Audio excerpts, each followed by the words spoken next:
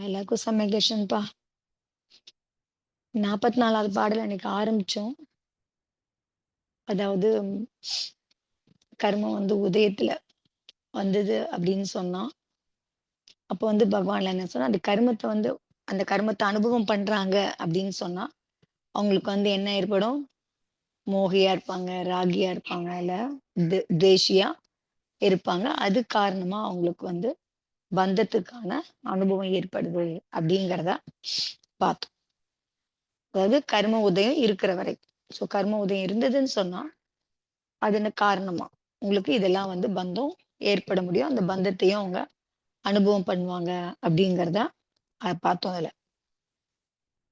2 விஷயம் சொல்றாங்க. ஒண்ணு உங்களுக்கு ஞா ஞானம் பார்த்தீங்கன்னு சொன்னா, நேய வடிவமா மாறுறது, பரிணாமம் செய்யறது. இல்லைன்னு சொன்னா உங்களுக்கு அதே மாதிரி நேயத்திலேயே பரிணாமம் ஏற்படுறது அப்படிங்கிற மாரி நிலைமைலாம் எப்ப இருக்கும் அப்படின்னு சொன்னா, கர்ம அனுபவம் பண்ணும்பொழுது அது இருக்கும் அப்படிங்கிறத பார்த்தோம். அந்த க அது அந்த வடிவமா மாறுறது அப்படின்னு சொன்னா, நேய வடிவமா மாறுறது அப்படின்னு சொன்னா, அது என்ன மாரி அர்த்தம் வருது அப்படின்னு பார்த்தோம் அப்படின்னா, என்ன கர்மம் உதயத்துக்கு வருதோ, என்ன மாதிரி கர்மம் உங்களுக்கு உதயத்துக்கு வருதோ, அப்போ அந்த கர்மத்துக்கு ஏத்தா மாதிரி, அதே மாதிரியே நீங்களும் பிரதிபலிக்கிறது. அந்த பாவத்த உங்களுக்குள்ள ஏற்பட்டது அப்படின்னு சொன்னா, அப்ப நீங்க அந்த கர்ம வடிவமா, அந்த நேய வடிவமா அந்த மாதிரி நீங்க மாறுறீங்க அப்படின்னு சொல்றாங்க. அந்த ஔதயிக பாவம் கர்ம உதயத்துக்கு காரணமா ஏற்படுற அந்த ஔதயிக பாவ வடிவத்துல உங்களுக்கு உதயத்துக்கு வரும் பொழுது, அப்ப அது நேய வடிவமா அது பரிணமனம் ஆகுது. உங்க ஞானம் வெறும் ஞானமா இல்லாம வேற ரூபமா அது இருக்கு அப்படிங்கிறதுதான். அப்ப கர்ம உதயம் இருக்கிற வரைக்கும், அத அனுபவம் பண்ற வரைக்கும், நம்மளுடைய நிலைமை என்னவா இருக்கு அப்படின்னு பார்த்தீங்கன்னா, அது மாற்றம் அடைஞ்ச ஞானம் இது வெறும் ஞானமா இல்லாம, அறிதல், பார்த்தல், அறிதல் ஞானமா இல்லாம, உங்களுக்கு அந்த வடிவமாவே ராக வடிவமா, மோக வடிவமா ஆகுது அப்படிங்கிறது தான் பார்த்தோம். அந்த மாதிரி இருக்கும் பொழுது என்ன ஆகுது அப்படின்னு சொன்னா, பந்தமும் ஏற்படுது. ஒன்ஸ் பந்தம் ஏற்பட்டது அப்படின்னு சொன்னா, அது என்னவாகுது? இந்த சமய பந்தத்துல இருக்குன்னா, அதுக்கப்புறம் அது என்ன ஆயிடுது? சத்தாவுக்கு போயிடுது அப்படிங்கிறதான்.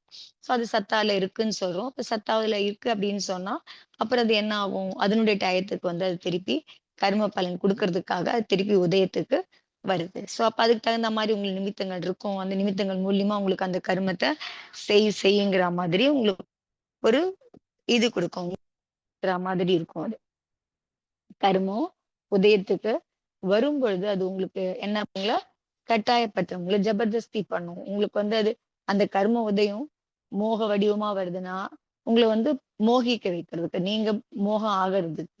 நீ மோகம் பண்ணு அந்த மாதிரி. உங்களுக்கு அதே குரோத வடிவமா இருக்குன்னு சொன்னா, கோபம் பண்ணு அப்படிங்கிற மாரி அது உங்கள என்ன பண்ணுது உங்களுக்கு? பண்ண வைக்குது. உங்களுக்கு பண்ண சொல்லுது. உங்கள ஜபர்தஸ்தி பண்ணும் அப்படிங்கிறாங்க.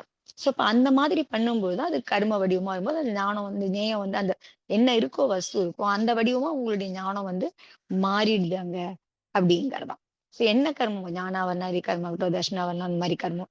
எது வருதோ மோகினி கர்மம் உதயத்துக்கு வந்தது அப்படின்னு சொன்னா, அந்த எந்த கர்மம் உதயத்துக்கு வருதோ, அந்த வடிவுல உங்களுடைய பரிணாமம் மாறுது. உங்களுடைய ஞானம் பரிணமிக்குது. அந்த வஸ்துவ பார்க்கும்பொழுது, அந்த வடிவமா உங்களுக்கு நீங்க மாறிடுறீங்க அப்படிங்கிறது. அத ஒட்டி உங்களுடைய கிரியைகளும் செய்யறீங்க அப்படிங்கிறதுதான்.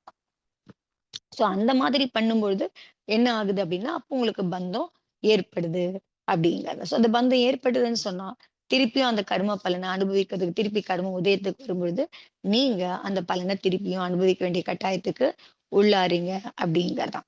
ஆனா உங்களுக்கு அது ஞான வடிவமா இருந்ததுன்னு சொன்னா, அந்த மாரி நேய வடிவமா அது பரிணமிக்கல அப்படின்னு சொன்னா, அப்போ உங்களுக்கு பார்த்தீங்கன்னா, நீங்க இந்த மாரி கர்ம பந்தத்துடைய பலன அனுபவிக்க தேவையில்லாம போகும் அப்படிங்கிறதுதான். அதனால எதுவரைக்கும் உங்களுக்கு ஞானம் நேயத்துக்கு ஏத்தா மாதிரி பரிணமிக்குதோ, அதுவரைக்கும் உங்களுக்கு என்னன்னா, கர்மத்தினுடைய பலன நம்ம அனுபவம் பண்றோம் அப்படிங்கிறதுதான். அந்த கர்மம் உதயத்துக்கு வரும் பொழுது, அந்த கர்மத்தினுடைய பலன அனுபவம் பண்ணு. இதுதான் உங்களுக்கு என்னவா இருக்கு? சம்சார நிலையா இருக்கு. தொடர்ந்து திருப்பி திருப்பி அதே மாரி தான். ஒரு ஒரு க்ஷணமும் பார்த்தீங்கன்னா, கர்ம உதயத்துக்கு வருது. அது வரும்பொழுது அது வடிவமா நம்மளுடைய பாவனையும் மாறுது. உதயத்துக்கு வர்றதுக்கு ஏத்தா மாதிரி அது வடிவமா செயல்படுறோம். திருப்பி பந்தம் பண்றோம். சோ இது தொடர்ச்சியா நடந்துட்டே இருக்கு. இதுதான் வந்து என்ன சொல்றோம்னா, சம்சார நிலை அப்படின்னு சொல்றோம். சோ அதனால எப்போ வந்து நம்ம வந்து கர்மத்த பலன அனுபவிக்கிறத விட்டுட்டு, கர்மத்தினுடைய பலன அனுபவிக்கிறத விட்டுட்டு, வெறும் ஞான பலன ஞானத்தினுடைய அந்த பலன, ஞான வடிவமா அனுபவம் பண்றோமோ, அந்த நிலைமை வருது அப்படின்னு சொன்னா, அப்ப அந்த நிலைமை நம்ம என்னன்னு சொல்லலாம்? முக்த நிலை அப்படின்னு சொல்லலாம். சோ எதுவரைக்கும் கர்மத்தினுடைய பலன அனுபவம் பண்றோமோ, அதுவரைக்கும் நமக்கு வந்து என்ன நிலைமையா இருக்கு? சம்சார நிலையா இருக்கு. சோ கர்ம பலன் அப்படின்னா கூட அது குடுத்ததுன்னா கூட, அதுக்கு ஏத்தா மாதிரி கர்ம பலனுக்கு ஏத்தா மாதிரி அனுபவம் இல்லாம, நம்ம வெறும் ஞானத்தினுடைய பலன மட்டும், ஞானத்த மட்டும் அனுபவம் ஞான வடிவமா அனுபவம் பண்றோம் அப்படின்னு சொன்னா, அது முக்த நிலையில அதுக்கான பயணிக்க முக்திக்கு அடையறதுக்கான பயணம் பண்ற நிலை, அந்த நிலையில இருக்கும் அப்படிங்கிறது தான். சோ அதனால இதுவரைக்கும் கர்ம பலன் அனுபவம் பண்றோமோ, அதுவரைக்கும் சம்சார நிலை இருக்கு அப்படிங்கிறது தான். இந்த கர்ம பலனுடைய அனுபவம் வந்து போயிடுச்சு அப்படின்னு சொன்னா, வெறும் ஞானத்துக்கான அனுபவம் வருது அப்படின்னு சொன்னா, அது வந்து நம்ம என்ன சொல்றோம்? ஞான நிலை அப்படின்னு சொல்றோம். சோ அதனால இந்த ஞான நிலை வந்து பார்த்தீங்கன்னா, சம்சாரி ஜீவன்ல வந்து அவங்க முயற்சி பண்ணி அந்த நிலைய அடைஞ்சுட்டாங்க அப்படின்னு சொன்னா, அதுக்கப்புறம் அவங்கள வந்து நம்ம என்னன்னு சொல்ல மாட்டோம்? சம்சாரின்னு நம்ம வந்து சொல்றது இல்ல. சோ அப்ப யார் வந்து அந்த ஞான நிலைய அனுபவம் பண்றாங்க? வெறும் ஞானத்த மட்டும் அனுபவம் பண்ண முடியும் அப்படின்னு பார்த்தோம் அப்படின்னு சொன்னா, யார் வந்து சுயமா அந்த கர்மபல நம்ம 2 பார்க்கிறோம். குந்தகந்தாச்சர் நெறைய அந்த சப்தங்களையும் சொல்றாரு. கர்மபல் சேத்தனா, அதுக்கப்புறம் வந்து ஞான சேத்தனா அப்படின்னு சொல்றாரு. அப்ப யார் ஞானத்த அனுபவிக்கிறாங்கன்னா, யாரு ஞான சேத்தனாவா இருக்காங்களோ, அவங்க தான் அந்த ஞானத்த அனுபவம் பண்றவங்களா இருக்காங்க. யார் சம்சாரி உயிரா இருக்காங்களோ, அவங்க வந்து கர்மபல் சேத்தனாவா இருக்காங்க அப்படிங்கிறது தான். சம்சாரி ஜீவன் எல்லாமே உங்களுக்கு வந்து பார்த்தீங்கன்னா, கர்மபல் சேத்தனாவா இருக்கு அப்படிங்கிறது தான். வெறும் ஞானத்த மட்டும் சுபாவத்த ஞானம் மாத்திரம் அந்த சுபாவத்த மட்டும் அனுபவம் பண்றவங்க ஞான சேத்தனாவா இருக்காங்க அப்படிங்கிறது. அதனால வந்து அங்க வந்து கர்ம பலனை அனுபவிக்கிறது. அருகந்த நிலையில பார்த்தோம்னு சொன்னா, அங்க வந்து கர்மத்தோட பலனை அனுபவிக்கிறாங்கன்னா, காதி கர்மம் தான் கெடுத்திருக்காங்க. இன்னும் அகாதி கர்மம் அங்க இருக்கு அப்படிங்கிற பொழுது, அந்த கர்ம பலனை அனுபவிச்சாங்க அப்படின்னா கூட, அருகந்த நிலையை நோக்கும்போது பார்த்தீங்க அப்படின்னு சொன்னா, அங்க வந்து பார்த்தீங்கன்னா, அங்க கர்ம பலன் அனுபவிக்கிறது அப்படிங்கிறது, சம்சார நிலையில இருக்கும்போது அனுபவிக்கிற மாதிரி நிலைமை அங்க இல்ல. அங்க வந்து ரொம்ப கர்ம பலன் அனுபவிக்கிறது அப்படிங்கிறது, அவ்ளோ பெரிய பிரபாவத்த அவங்களுக்கு பந்தம் பண்ணிக்கிற அளவுக்கு பிரபாவத்த அது ஏற்படுத்துறது இல்ல அப்படிங்கிறது தான். இங்க அருகந்த நிலையில இருக்கும் பொழுது. சோ அங்க வந்து பார்த்தீங்கன்னா, ஞான அனுபவம் தான் அங்க வந்து உங்களுக்கு முக்கியமானதா இருக்கே தவிர, கர்ம அனுபவம் அங்க முக்கியமானதா அங்க இல்ல அப்படிங்கிறது தான். சோ அங்க கர்ம அனுபவங்கிறது ரொம்ப அ முதன்மையானதா அங்க இல்ல அப்படின்னு. சம்சார நிலையில பார்க்கும்போது உங்களுக்கு கர்ம அனுபவம் தான் முதன்மையா இருக்கு. ஞான அனுபவம் இல்லாம இருக்கு. அதே அரகந்த நிலையில பார்க்கும்பொழுது, ஞான அனுபவத்துக்கு தான் அங்க முக்கியத்துவம் இருக்கே தவிர, கர்ம அனுபவம் கர்ம அனுபவம் நடக்குது. ஆனா அந்த அளவுக்கு அது அவ்ளோ வீரியமானதா அதனுடைய பிரபாவம் படுற அளவுக்கு உயிர் அந்த ஆத்மா மேல படுற அளவுக்கு அந்த கர்ம பலன் அனுபவிக்கிறது நிலைமை இல்ல அப்படிங்கிறது தான். அதனால வந்து அந்த நிலைமைய நம்ம புரிஞ்சுக்கணும். சோ இருக்கிற வரைக்கும் நம்ம சம்சார நிலைன்னு சொல்றோம். கர்மத்த அனுபவிக்கிறோம். அதனால தான் அரகந்த பகவான் கூட சொல்லும்போது, அவர் கூட வந்து பார்த்தீங்கன்னா, சம்சாரம்னு முக்த நிலைக்கு போகல அப்படிங்கிறது தான் சொல்றோம். ஆனா அங்க வந்து கர்ம பலன அனுபவிக்கிறதுக்கான அந்த அளவுக்கு அங்க பிரபாவம் அங்க இல்ல அப்படிங்கிறது தான். அதனால வந்து இந்த கர்ம பலன அனுபவிக்கிறது அப்படிங்கிறப்ப எப்படின்னா, கர்மம் என்ன மாரி கர்மம் உதயத்துக்கு வருதோ, அதே மாதிரி நமக்கு எண்ணங்களும் ஏற்படுறது அப்படிங்கிறது தான். சோ எண்ணம் அந்த மாதிரி ஏற்படும் பொழுது, பலனும் நமக்கு வந்து பார்த்தீங்கன்னா, அதே மாரி இப்போ வந்து ஒரு கர்ம உதயத்துக்கு வருது. அதுக்கு ஏத்தா மாதிரி நம்ம வந்து பாவம் பண்றோம். அதுக்கு ஏத்தா மாதிரி செயல்படுறோம். அப்படிங்கிற பொழுது, அப்ப ஏற்கனவே பண்ண கர்மத்தினுடைய பலனை இப்ப அனுபவிக்கிறோம். திருப்பி அது உதயத்துக்கு வந்து அது பலன் குடுக்கும்போது, நம்மளோட பாவனை அது வடிவமா மாறுது. அது வடிவமா பண்றோம். அப்ப பண்ணும் பொழுது, திருப்பி நம்ம என்ன பண்ணிக்கிறோம்? திருப்பி புதுசா அதே மாதிரி கிடைக்கிறதுக்கான பந்தம் பண்ணிக்கிறோம். இதே அனுபவம் திருப்பி கிடைக்கிறதுக்கான பந்தம் நம்ம பண்ணிக்கிறோம். அப்படிங்கிறது தான். சோ இதுதான் வந்து பார்த்தீங்க அப்படின்னு சொன்னா அந்த ஞானம் வந்து பார்த்தீங்கன்னு சொன்னா என்னவா மாறுதுன்னு சொல்றோம். நேயத்துக்கு பதிலா கர்ம உதயம் காரணமா அந்த நேயமே வந்து பரிணமிக்குது அப்படின்னு சொல்றோம் இல்லையா?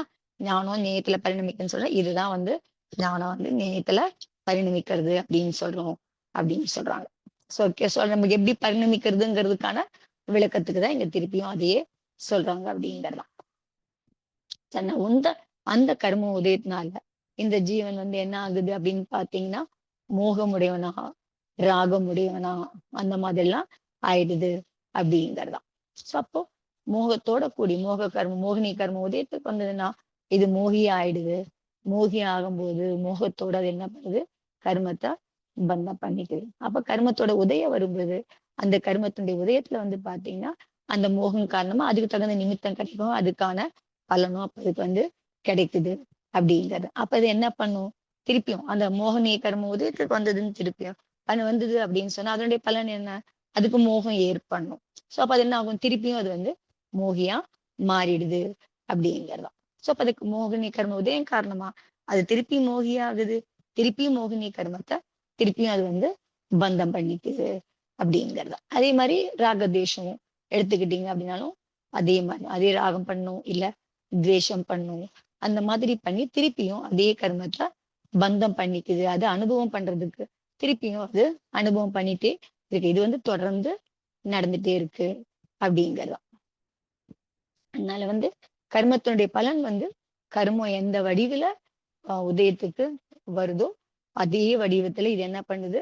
தன்னை வந்து மோகியாவ மாத்திக்குது, இல்ல ராகியா பண்ணிக்குது, துவேஷியா பண்ணிக்குது. இந்த மாதிரி பண்ணி நிறைய கர்மத்தை இது வந்து பந்தம் பண்ணிக்குது அப்படிங்கிறதா.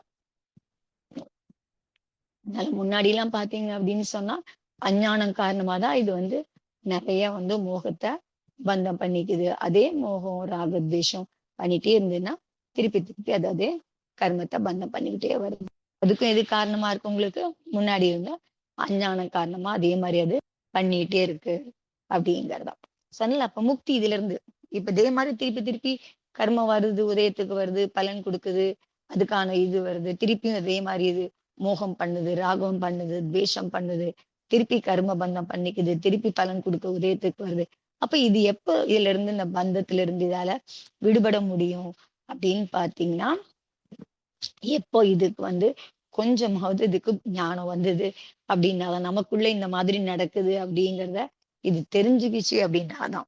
சனல இப்ப அதுக்கு தெரியல. அனுபவம் பண்ணும்போது பாத்தீங்கன்னா, தான் மோகியா இருக்கிறதாவோ, ராகியா இருக்கிறதோ அதுக்கு வந்து தெரியறதே இல்லை அப்படிங்கிறதான். சோ எப்போ இதுவரைக்கும் வந்து கர்ம பந்தம் பண்ணிட்டு இருக்கோம். கர்ம உதயத்துக்கு வரும்பொழுது, அனுபவம் பண்ணும் பொழுது இது அததான் பண்ணுதே தவிர, இதுக்கு வந்து அது பண்றோம் அப்படிங்கிற அந்த அனுபவம் இது கூட அதுக்கு வந்து நம்மளது இல்ல, நம்ம இந்த மாதிரி தப்பா பண்றோம் அப்படிங்கிற மாதிரி எண்ணம்லாம் அதுக்கு வர்றது இல்லை. எப்போ கர்ம பந்தம் இது வந்து கர்ம உதயத்துக்கு இருந்துட்டே இருக்கும்பொழுது, அது தீவிரமா இருந்துட்டே இருக்கும் பொழுது. சோ அதனால வந்து எப்ப வந்து இது எப்படி இந்த ப்ராசஸ் நடக்குது அப்படிங்கிறத புரிஞ்சுக்கணும் அப்படின்னு சொன்னா, யார் வந்து இந்த கர்ம பந்தத்துல இருந்து பரம்பரையில இருந்து நம்ம வந்து இந்த மாதிரி கர்ம பந்த பரம்பரை தொடர்ந்து வந்துட்டே இருக்கு. அந்த பலன் நம்ம அனுபவிச்சுட்டே இருக்கோம். இதுல இருந்து விடுபடணும் அப்படிங்கறதெல்லாம் யாருக்கு வந்து தோணும் அப்படின்னு சொன்னீங்கன்னா, யார் வந்து இதுல இருந்து விடுபடணும்னு நினைக்கிறாங்களோ, அவங்க கொஞ்சம் யோசிக்கும் போது அவங்களுக்கு வந்து தோணும் அப்படிங்கிறதாம். சோ அதனால வந்து யார் மோகம் பண்றோம், யார் ராகம் பண்றோம், யார் துவேஷம் பண்றோம் பார்த்தோம்னா, உயிர் தான் பண்ணுது. ஆத்மா தான் அதை வந்து பண்ணுது. இதெல்லாம் வந்து ஆரம்பிக்கிறாங்களோ அவங்கதான் இந்த கர்ம பந்தத்திலிருந்து விடுபட முடியும் அப்படின்னு. சோ அப்ப வந்து ஆத்மா யார் பண்றாங்க? ஜீவன் தான் இதெல்லாம் பண்ணுது அப்படிங்கிறமா. எந்த மாதிரி ஜீவன் இதெல்லாம் பண்ணுது? திருப்பி திருப்பி மோகத்தை அனுபவிக்குது இதெல்லாம் பண்ணுதுன்னு பார்த்தோம்னா, சம்சாரி ஜீவன் பண்ணுதா, இல்ல முக்த ஜீவன் பண்ணுதா அப்படின்னு பார்த்தோம் அப்படின்னு சொன்னா, சம்சாரி ஜீவன் தான் இதெல்லாம் திருப்பி திருப்பி பண்ணிட்டே இருக்குது. யார் வந்து இவங்களை வந்து இந்த மாதிரி செய்ய வைக்குது, இந்த மாதிரி அவங்கள வந்து மோகம் பண்ண வைக்குது, ராகம் பண்ண வைக்குதுன்னு பார்த்தோம்னா, கர்மம் தான். அந்த மாதிரி கர்மத்தினுடைய உதயம் தான் வந்து இங்க பண்ண வைக்குது அப்படிங்கறதான். சோ அப்ப 2 விஷயம் இருக்குங்க. ஒண்ணு வந்து கர்மம் வந்து உதயம் வரும்பொழுது அது பண்ண வைக்குது. அது ஆத்மா வந்து பண்ணுது. சோ கர்மம் உதயத்துக்கு வரும்பொழுது கர்மம் அவங்கள பண்ண வைக்குது. ஆத்மா அத பண்ணுது அப்படிங்கிறதா. சோ அப்ப அதனால எப்ப வந்து இத வந்து ஆம் யாரால இத நிறுத்த முடியும் அப்படின்னு பார்த்தோம் அப்படின்னு சொன்னா, கர்மம் தான் வந்து அதுக்குண்டிய வேலை வந்து என்ன? திருப்பி திருப்பி அது புதுசா அது பண்ண வைக்கணும். திருப்பி திருப்பி பந்தம் பண்ணணும். அது வந்து கருமத்தோட வேலையா இருக்கு அதுக்கு. அப்ப யார் பண்ணணும் அப்ப அத பார்த்தோம்னா, திருப்பியும் அத நிறுத்தணும் அப்படின்னு சொன்னா, அந்த திருப்பி திருப்பி பண்ற அந்த பந்தத்துல இருந்து விடுபடணும் அப்படின்னு பார்த்தீங்கன்னா, யாரால பண்ண முடியும்? ஆத்மா தான் அத வந்து பண்ணணும் அப்படிங்கிறது. அப்போ ஆனா கரும உதயத்துக்கு வர வரைக்கும், அது பலன குடுக்குற வரைக்கும், அத வந்து நம்மளால என்ன பண்ண முடியாது?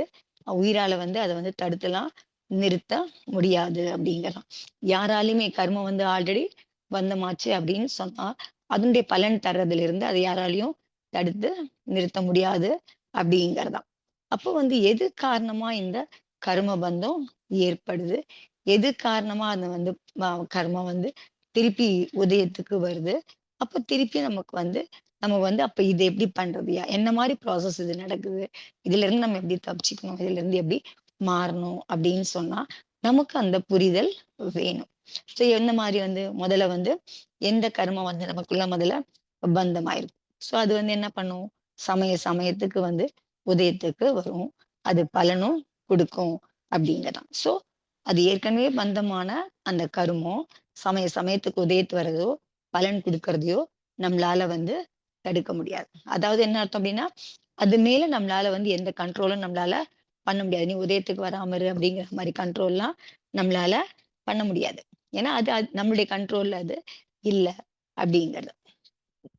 ஸோ அதனால வந்து அத நிறுத்தணும்னு சொன்னான். கர்மத்த கர்ம உதயத்தினுடைய அந்த பலன தடுக்கணும் அப்படின்னு சொன்னா, அதுக்கு வந்து பந்தமானது தடுக்கிறதுக்கு எந்த விதியும் இப்ப நம்மகிட்ட கிடையாது அப்படிங்கிறது தான். ஸோ எப்போ வந்து உங்களுக்கு வந்து ஷுரு எப்போ வந்து ஆரம்பிக்க முடியும் அத தடுத்து நிறுத்துறதுக்கு அப்படின்னு சொன்னா. ஸோ எது முன்னாடியே பந்தம் ஆயிடுச்சு ஒண்ணு.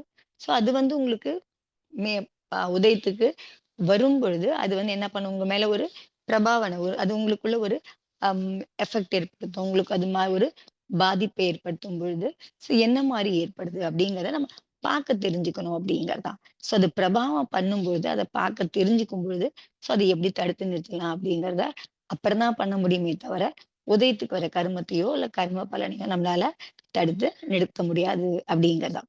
ஸோ அதனால எதுவரைக்கும் உங்களுக்கு வந்து கருமத்தினுடைய உதயம் வருதோ, கருமத்தினுடைய பலன் வந்து நமக்கு வந்து வந்துட்டே இருக்கோ, அதுவரைக்கும் அதே மாதிரி நீங்க அந்த பாவம் திருப்பி பண்ற வரைக்கும் உங்களால இந்த சுழற்சியிலிருந்து இந்த சுழற்சிய உங்களால தடுக்க முடியாது அப்படிங்கிறதாம். ஸோ கர்ம உதயத்துக்கு வரும்போது, அதுக்கு ஏத்தா மாதிரி நம்ம பாவம் பண்ற வரைக்கும், அதுக்கு ஏத்தா மாதிரி நம்ம செயல்படுற வரைக்கும், நம்மளால வந்து அந்த சுழற்சிய தடுத்து நிறுத்த முடியாது. ஏன்னா, கருமத்தோட உதயம் வந்து பார்த்தீங்கன்னா, அந்த அளவுக்கு சக்தி வாய்ந்ததா இருக்கு. அது பலன் குடுக்க உதயத்துக்கு வரும்பொழுது, அது யாராலயும் தடுத்து நிறுத்த முடியாது அப்படிங்கிறது தான். அது பிரம்மாவே வந்தா கூட அந்த மாதிரி கருமத்தினுடைய பலனையோ, கருமத்தினுடைய உதயத்தையோ தடுத்து நிறுத்த முடியாது அப்படிங்கிறது. ஆல்ரெடி பந்தமாயிடுச்சுன்னு சொன்னா, அது உதயத்துக்கு வந்து கண்டிப்பா அது பலன குடுக்கும் அப்படிங்க. அப்ப அது பலன் குடுக்க வரும்போது, உங்கள அது கட்டாயப்படுத்தும். அந்த உயிர அது கட்டாயப்படுத்தும். நீ மோகம் பண்ணு, நீ துவேஷம் பண்ணு, நீ ராகம் பண்ணு. அப்போ வந்து பார்த்தீங்க அப்படின்னா, அந்த கர்மம், அந்த வடிவுல நம்ம என்ன மாதிரி பண்ணமோ, அந்த வடிவுல உங்கள பண்ண வைக்குது. பண்ண கட்டாயப்படுத்துது. நீங்க திருப்பி இப்படி பண்ணும்போது, திருப்பி அதே வடிவத்திலேயே வந்து பார்த்தீங்கன்னா, இன்னும் புதுசா அதே மாதிரி கர்மம் பந்தம் பண்ணிக்கிறோம், பண்ண வைக்குது அப்படிங்கிறது. அவ்ளோ சக்தி அதுகிட்ட இருக்கு அப்படிங்கிறதாம். ஸோ அப்ப அந்த உயிர் வந்து அவ்ளோ அந்த கருமத்துக்கிட்ட மாட்டிட்டு இருக்கு அப்படிங்கிறதான். ஸோ கர்மம் அவ்வளோ சக்தி வாய்ந்ததா இருக்கு அப்படிங்கிறது. அப்ப இது நினைச்சுக்கும். தன்னை இது நினைச்சுக்கும். மோகம் பண்றேன்லாம் தெரியாதுக்கு. தான் மோகியா நினைச்சுக்கும். தன்னை ராகியா, தான் ரொம்ப அன்பானவனா இருக்கும். தான் இது பண்றோம் அந்த மாரிலாம் இது நினைச்சுக்கிட்டு கர்மம் சொல்றபடிக்கு இதுவும் செய்யுது அப்படிங்கிற ராகமும் பண்ணும். அது பண்றது வந்து அதுக்கு ரொம்ப பிடிச்சதா இருக்கும் அதுக்கு. அது நம்ம பண்றோம் அப்படிங்கிறது தப்பு பண்றோம் அப்படிங்கிறதே அதுக்கு தெரியறது இல்ல அப்படிங்கிறதான். அப்படி கர்மம் வந்து அத அப்படி இயக்கம் பண்ண வைக்குது, வேலை செய்ய வைக்குது அப்படிங்கிறதுதான். உங்களுக்கு வந்து பார்த்தீங்கன்னா, அந்த அளவுக்கு அது குடுக்கும், சக்திய குடுக்கும். என்ன பண்றதுக்கு? குரோதம் பண்றதுக்கு, மோகம் பண்றதுக்கு, ராகம் பண்றதுக்கு, துவேஷம் பண்றதுக்குலாம் கர்மம் அந்த அளவுக்கு உங்களுக்குள்ள அந்த சக்திய குடுக்குது. அது பலன் குடுக்க வரும்பொழுது. அந்த அளவுக்கு பண்ணும்போது, நீங்க அந்த அளவுக்கு துவேஷம், ராகம் எல்லாமே நீங்க பண்றீங்க அப்படிங்கிறது தான். எதுவரைக்கும் நாம் அதுவரைக்கும் எதுவரைக்கும் செய்ய வைக்க முடியும்னா, இந்த உயிருக்கு அத பத்தின இந்த மாதிரி இது என்னுடைய விஷயம் இல்ல இது. குரோதம், மானம் இதெல்லாம் மோகம் பண்றதோ, ராகம் பண்றதோ அப்படிங்கிறதெல்லாம் இதெல்லாம் வந்து என்னுடைய சுபாவம் இல்ல. இந்த கர்மம்லாம் வந்து எனக்கு வந்து எதிரியா இருக்கு. இது என்னுடைய சுபாவம் இல்ல. அதெல்லாம் எப்ப வந்து இதுக்கு வந்து தெரியுதோ, அதுவரைக்கும் தெரியாத வரைக்கும் இது திருப்பி திருப்பி இதே தான் பண்ண வைக்கும். இந்த உயிரும் பண்ணிட்டே இருக்கும் அப்படிங்கிறதான். ஸோ உங்க ஞானத்துல கொஞ்சம் ஞானத்துல வந்து ஷயோபசமம் ஏற்பட்டது அப்படின்னு சொன்னா, ஞானத்துல வந்து கொஞ்சம் மாற்றம் ஏற்பட்டது அப்படின்னு சொன்னா, அந்த ஞானம் மூலியமா இது வந்து உங்களுக்கு வந்து புரிய வந்தது அப்படின்னு சொன்னா, அதாவது எது இந்த மோகம் பண்றது, ராகம் பண்றது, துவேஷம் பண்றது, இது எல்லாமே கர்மத்தினுடைய பாவம். கர்மம் காரணமா ஏற்படுற பாவம். இது வந்து என்னுடைய ஆத்ம சுபாவம் கிடையாது. எப்ப வர முடியும் அதுக்கு? ஞானத்துல கொஞ்சமாவது சயோபசமம் ஏற்பட்டது அப்படின்னு சொன்னா, ஞானத்துல மாற்றம் ஏற்பட்டு அதுக்கு புரிய ஆரம்பிச்சது அப்படின்னு சொன்னா. என்ன மாதிரி? இந்த கர்மதிலாம், இந்த மோகம், ராகம், துவேஷம் இதெல்லாம் கர்மத்தினுடைய பாவம் என்னுடையது கிடையாது. அதாவது ஆத்மாவுடையது கிடையாது. என்னுடைய ஆத்மாவுடைய குணம் என்ன அப்படின்னு பார்த்தோம் அப்படின்னு சொன்னா, ஞான சுபாவம் தான் ஆத்மாவுடைய குணம் அப்படிங்கிறது. இது மூலியமா, அதாவது இந்த கர்ம பாவமா இருக்கிறதுனால தான், அது மூலியமா கர்மம் காரணமா தான் எனக்குள்ள என்ன ஏற்படுது? எனக்குள்ள ஒரு தூண்டுதல், ஒரு இது கிடைக்குது எனக்கு. அந்த இது காரணமா, கர்மம் காரணமா எனக்குள்ள ஒரு தூண்டுதல் ஏற்படுது. அது காரணமா நான் என்ன பண்றேன்? அதுக்கு ஏத்த மாதிரி நான் ரியாக்ட் பண்றேன். அதாவது ஆத்மா ரியாக்ட் பண்ணுது. அது காரணமா அது என்ன பண்ணிக்குது? பந்தம் பண்ணிக்குது அப்படிங்கிறதா. அப்போ வந்து இந்த மாதிரி எப்ப இதுக்கு புரிய ஆரம்பிக்குதோ, புரிய ஆரம்பிச்சது அப்படின்னு சொன்னா, அப்ப வந்து பார்த்தீங்கன்னா, அந்த கர்ம பலன் வருது இல்லையா? கர்ம உதயம், அந்த கர்மத்தினுடைய பலன். அதுல பார்த்தீங்க அப்படின்னு சொன்னா, கொஞ்சம் வித்தியாசம் மாதிரி, கொஞ்சம் என்ன சொல்ல முன்னாடி இருந்தத விட கொஞ்சம் வேறுபாடு, இப்ப வேறுபாடு மாதிரி இருக்க முடியும் அப்படிங்கிறதான். எப்போ அந்த ஞானம் ஏற்பட்டது அப்படின்னா. இன்னும் வித்தியாசம் வர்றதில்ல. இன்னும் கம்ப்ளீட்டா உங்களுக்கு அந்த வேறுபாடுலாம் இப்பல்லாம் தெரியதில்ல. ஆனா வேறுபாடு மாதிரி கொஞ்சம் ஒரு மாற்றமா இருக்கிற மாதிரி ஒரு இது உங்களுக்குள்ள ஏற்பட முடியும். எப்போ இந்த ஞானம் வந்தது அப்படின்னா தான். இது வந்து அதனால தான் சொல்றது வந்து என்ன சொல்றோம் இப்ப இந்த மாற்றம் வரணும் அப்படின்னு சொன்னா, ஞானம் ஷயோபசம் ஆகணும் அப்படின்னு சொன்னா, அதுக்கு தான் என்ன சொல்றாங்க எல்லாரும் அந்த மாரி ஆகணும் அப்படின்னு சொன்னா. ஏன்னா அது வந்தா தான் தெரியும் கர்மத்துக்கிட்ட நம்ம சிக்கி இருக்கோம். கர்மம் காரணமா தான் இதெல்லாம் பண்றோம். இது ஆத்மாவுடைய சுபாவம் இல்ல அப்படிங்கிறதெல்லாம் ஞானம் ஷயோபசம் ஆனா தான் தெரிய முடியும். அதனால தான் என்ன சொல்றாங்க, தர்மத்தோட பிரவச்சனம். அதனால தான் உங்களுக்கு வந்து கேட்கணும். தர்ம பிரவச்சனம் சொல்றதுக்கும் அதுதான் காரணம். கேட்கறதுக்கும் அதுதான் காரணம். அது கேட்டோம் அப்படின்னா தான், அத சொல்லும்போது கேட்கும்போது தான், நமக்கு இந்த மாதிரி ஞானத்துல சைவசமம் ஏற்பட முடியும் அப்படிங்கிறதான். ஞானத்துல சைவசமம் ஏற்பட்டா தான், அந்த கர்மம் என்ன பண்ணுது நம்மகிட்ட, நம்ம என்ன மாட்டிட்டு இருக்கோம் அப்படிங்கிறது நமக்கு தெரிஞ்சுக்க முடியும் அப்படிங்கிறதான். அப்ப பிரவச்சனம் கேட்கும் பொழுது, அப்ப வந்து தத்துவத்த நம்ம கேட்கும் பொழுது, அப்ப அது மூலியமா நமக்கு வந்து பார்த்தீங்கன்னா, கருமத்துக்கும், ஞானத்துக்குமான அந்த வித்தியாசம். அதனுடைய சுபாவம். ஞானம் எப்படி இருக்கு? கருமம் எப்படி இருக்கு? அதுக்கு நடுக்கு 2த்துக்கும் என்ன வித்தியாசம்? 2த்தினுடைய சுபாவமும் என்ன? அப்படிங்கிறதெல்லாம் நம்ம இந்த மாதிரி பிரவச்சனம் கேட்கும்போது, பிரவச்சனம் மூலியமா தெரிஞ்சுக்க முடியும் அப்படிங்கிறதான். கர்மம் வந்து தன்னுடைய பலன குடுக்கறதுக்கு உதயத்துக்கு வரும்பொழுது, அப்ப அதே மாதிரி ஞானமும் அதோட பார்த்தீங்கன்னா, அதுங்க சேர்ந்து அந்த பலன கர்மத்தோட பலன ஞானம் என்ன பண்ணுது? அதனோட சேர்ந்து கர்மத்தோட சேர்ந்து அனுபவம் பண்ணுது அப்படிங்கிறது. ஞானத்தோட சேர்ந்து அனுபவம்னா அந்த வடிவமா. இது மாரி கர்மங்கள செய்ய வைக்குது அப்படிங்கிற பொழுது, இந்த ஞானமும் அந்த பலனை அனுபவிக்குது. அந்த அந்த பாவனையோட அது ஆயிடுது அப்படிங்கிறதான். அத வந்து இப்ப வந்து பண்றது அப்படிங்கிறதையும் தெரிஞ்சுக்க முடியும். அது அனுபவம் பண்ணுது. எதுவரைக்கும் இந்த மாதிரி பல அந்த கர்மத்தோட பலத்த வந்து அனுபவிக்கிறதுக்கான அந்த செயல்பாடு இருக்கும் அப்படின்னு பார்த்தீங்கன்னா, எதுவரைக்கும் இந்த கர்மம் இதுல வந்து இருக்குதோ, அதுவரைக்கும் அந்த மாதிரி அனுபவம் நடக்கும். அந்த அனுபவம் இருக்கிற வரைக்குமும், அப்போ உங்களால என்ன பண்ண முடியாது அப்படின்னு சொன்னா, இந்த கர்மத்த உங்ககிட்ட இருந்து ஆத்மாவில இருந்து தனியா பிரிக்கவும் முடியாது. கர்மம் பலன் குடுக்கறது இருக்க வரைக்கும், இதுக்கு வந்து ஞானம் இல்லாத வரைக்கும் அதையே தான் திருப்பி திருப்பி அனுபவம் பண்ண முடியும். கொஞ்சம் சைவபசமா ஆச்சுன்னா தெரிஞ்சுது அப்படின்னு சொன்னா, அதுல கொஞ்சம் வித்தியாசம் கொண்டு வர முடியும். அதுல கொஞ்சம் கம்மி பண்ணிக்க அந்த பிரபாவம் படாதபடிக்கு கொஞ்சம் கொஞ்சம் நம்மளால கம்மி பண்ண முடியும். ஸோ அதனால வந்து இந்த பலன் அனுபவிக்கிறதுக்கான அந்த செயல்பாடு இருந்துட்டே இருக்கிற வரைக்கும் நம்மளால வந்து என்ன பண்ண முடியாது, கர்மம் வந்து நம்மளுடைய ஆத்மால இருந்து தனியா பிரிக்க முடியாது. இதுவரைக்கும் அந்த கர்மத்த பலன அனுபவம் பண்ணிட்டே இருக்கமோ, அதுவரைக்கும் நம்மளால வந்து கர்மத்த ஆத்மால இருந்து பிரிக்கவும் முடியாது. அதனால வந்து ஆம் எது போச்சோ, இப்போ ஒரு கர்மம் உதயத்துக்கு வருது. பலன் குடுத்துட்டு போச்சு. போகும்போதும் பார்த்தீங்க அப்படின்னு சொன்னா, என்ன போச்சோ அத விட அதிகமாவே அதே விதமா நீங்க வந்து கர்மத்த திருப்பி பந்தம் பண்ணியிருக்கீங்க. அப்போ வந்து இங்க வந்து பார்க்கணும். ஸோ இதுதான் நம்ம அங்க தான் புருஷார்த்தம் பண்ற இடம் எதுன்னு பார்த்தோம்னா, இந்த இடத்துல தான். எங்க பலன் குடுக்க வருதோ, அதுக்கப்புறம் நீங்க அத அனுபவம் பண்ணிட்டு, திருப்பியும் அதே மாதிரி பந்தம் பண்ணிக்குது அப்படிங்கிற பொழுது, அங்க தான் வந்து நீங்க என்ன பண்ண முடியும்? புருஷார்த்தம் பண்றதுக்கான ஸ்பேஸ் எங்க இருக்கு? அங்க தான் இருக்கு. அத அனுபவம் பண்ற இடத்துல தான் ஸ்பேஸ் இருக்கு. ஏதாவது மாத்தணும் அப்படின்னு சொன்னா, அதுதான் உங்களுக்கு அந்த இடம் இருக்கு. ஸோ அங்க வந்து அதுதான் நம்ம வந்து என்ன சொல்றோம்? அந்தரங்க புருஷார்த்தம், அக புருஷார்த்தம் அப்படின்னு சொல்றோம். ஸோ மோட்ச மார்க்கத்துல வந்து பார்த்தோம் அப்படின்னு சொன்னா, அம் புற புருஷார்த்தத்த விட அக புருஷார்த்தத்துல நெறைய விஷயம் நம்மளால கர்மத்தினுடைய இது நம்மளால தடுத்து நிறுத்துறதெல்லாம் பண்ண முடியும். பந்தம் பண்ணிக்காம இருக்க முடியும். கர்ம பந்தத்துல இருந்தெல்லாம் தப்பிச்சுக்க முடியும்னு சொன்னா, எந்த புருஷார்த்தம் மூலியமா பண்ண முடியும் அப்படின்னா, அக புருஷார்த்தம் மூலியமா தான் நம்மளால பண்ண முடியும்.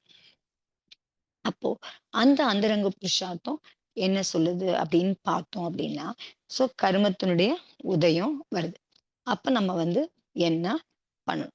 அப்போ நாம என்ன மாதிரி கர்மம் உதயத்துக்கு வருதோ, அந்த மாதிரி பாவம் பண்ணாம இருக்கணும். அதாவது கருமம் உங்கள என்ன பாவம் பண்ண வைக்கிறதுக்கு உங்கள வந்து கட்டாயப்படுத்துதோ, அந்த மாதிரி பாவனைய நீங்க வந்து கருமம் என்ன மாதிரி பாவனை நீங்க பண்ணணும்னு விரும்புதோ, அந்த பாவனைய நீங்க பண்ணாம இருக்கணும். அந்த அளவுக்கு உங்களுக்குள்ள விழிப்பு ஏன்னா மயக்க நிலையில இல்லாம மய அதாவது கர்மத்தினுடைய அந்த போதையில இல்லாம இருந்தீங்கன்னா தான் அதிலிருந்து போதை இல்லாம விழிப்பா இருந்தீங்க அப்படின்னு சொன்னாதான் அப்பதான் உங்களால வந்து அதுல இருந்து தப்பிக்க முடியும் அப்படிங்கறதுதான். குரோதம் வருது. அந்த குரோதத்துக்கான கர்ம உதயத்துக்கு அப்படின்னா, அப்ப நீங்க அந்த அளவுக்கு விழிப்பா இருந்தீங்க அப்படின்னு சொன்னா, அப்போ வந்து நீங்க வந்து என்ன பண்ணீங்கன்னா, நம்ம வந்து குரோதம் வந்து உதயத்துக்கு வருது. அது கருமம், அது பலன் குடுக்கறதுக்கு அது உதயத்துக்கு வருது அப்படிங்கும்போது, நாம வந்து எந்த தப்பும் ஏன் பண்ணணும்? அப்படிங்கிற மாதிரி நம்ம யோசிச்சோம் அப்படின்னு சொன்னா, அது நமக்கு வந்து புரிய ஆரம்பிச்சது அப்படின்னு சொன்னா. புரிய ஆரம்பிச்சுதான் நம்ம பண்ணாம இருப்போம். புரியல அப்படின்னு சொன்னா, அப்போ வந்து நம்ம வந்து என்ன பண்றோம் நம்ம வந்து என்ன பண்ணிக்கிறோம் அந்த நேரத்துல ம் பண்ணிக்கலன்னு சொன்னா, புரியலன்னு சொன்னா, விழிப்பா இல்லன்னு சொன்னா, அப்போ குரோதம் வரும்போது நம்ம என்ன பண்றோம்? மோகம் உதயத்துக்கு வரும்போது நம்ம வந்து திருப்பி மோகம் பண்றோம், ராகத்வேஷம் பண்றோம். அதெல்லாம் அப்ப அது திருப்பி பொறக்குது உங்களுக்கு. அது மோகம் பொறக்குது, ராகம் பொறக்குது, துவேஷம் பொறக்குது. இது எல்லாமே ஆயிடுது. அப்ப நம்ம அப்படியே மோகமயமா, ராகமயமா, துவேஷமயமா ஆயிட்டு, அப்ப நம்ம என்ன பண்றோம்? அந்த மாதிரி செயல்படவும் ஆரம்பிக்கிறோம். அப்ப விழிப்பு ஏற்பட்டது அப்படின்னு சொன்னா, எப்படி விழிப்பு ஏற்பட முடியும்?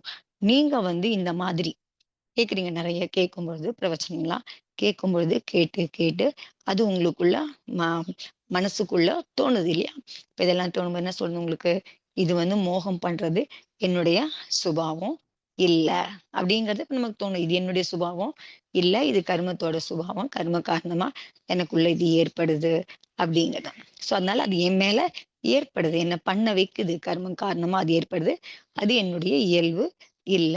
அப்படிங்கிறது நமக்கு வந்து இத கேட்கும் பொழுது, இந்த மாரி நெறைய பிரவச்சனம் கேட்கும்பொழுது, அது நமக்குள்ள அந்த மாதிரி பாவனை வரும். அப்ப வரும்பொழுது, அப்ப என்ன ஆகும் அப்படின்னு சொன்னா, அப்ப கர்மம் பந்தம் ஆகுறதுல, அந்த ப்ராசஸ்ல, அந்த செயல்பாடுல ஏதோ ஒரு கொஞ்சம் வித்தியாசம். முன்னாடி எப்படி வந்து உங்களுக்கு பந்தம் ஆச்சோ, அதே மாதிரி பந்தம் இப்ப ஏற்படாம இருக்கு. ஏன்னா கொஞ்சம் விழிப்பு வந்ததுக்கு அப்புறமா பார்த்தீங்கன்னு சொன்னா, கர்ம பந்தத்துல நெறைய வந்து வேறுபாடு இருக்க முடியும் அப்படிங்கிறதான். ஏன்னா உங்களுக்கு அந்த அளவுக்கு தீவிரமா அப்ப பந்தமாவும் அது கொஞ்சம் விழிப்படைய ஆரம்பிச்சோம் அப்படின்னு சொன்னா, பந்தம் அந்த அளவுக்கு தீவிரமா இருக்கிறது இல்ல அப்படிங்கிறதாம். ஸோ அதனால வந்து இங்கேயும் 2 விஷயம் இருக்கு. ஒண்ணு வந்து பார்த்தீங்கன்னா, கருமம் வந்து ஆம் உதயமாறது ஒண்ணு. அதுக்கப்புறம் வந்து கருமத்தினுடைய உதயத்துல கிடைக்கிற பலன் ஒண்ணு. 2 விஷயம் இருக்கு அப்பவுமே.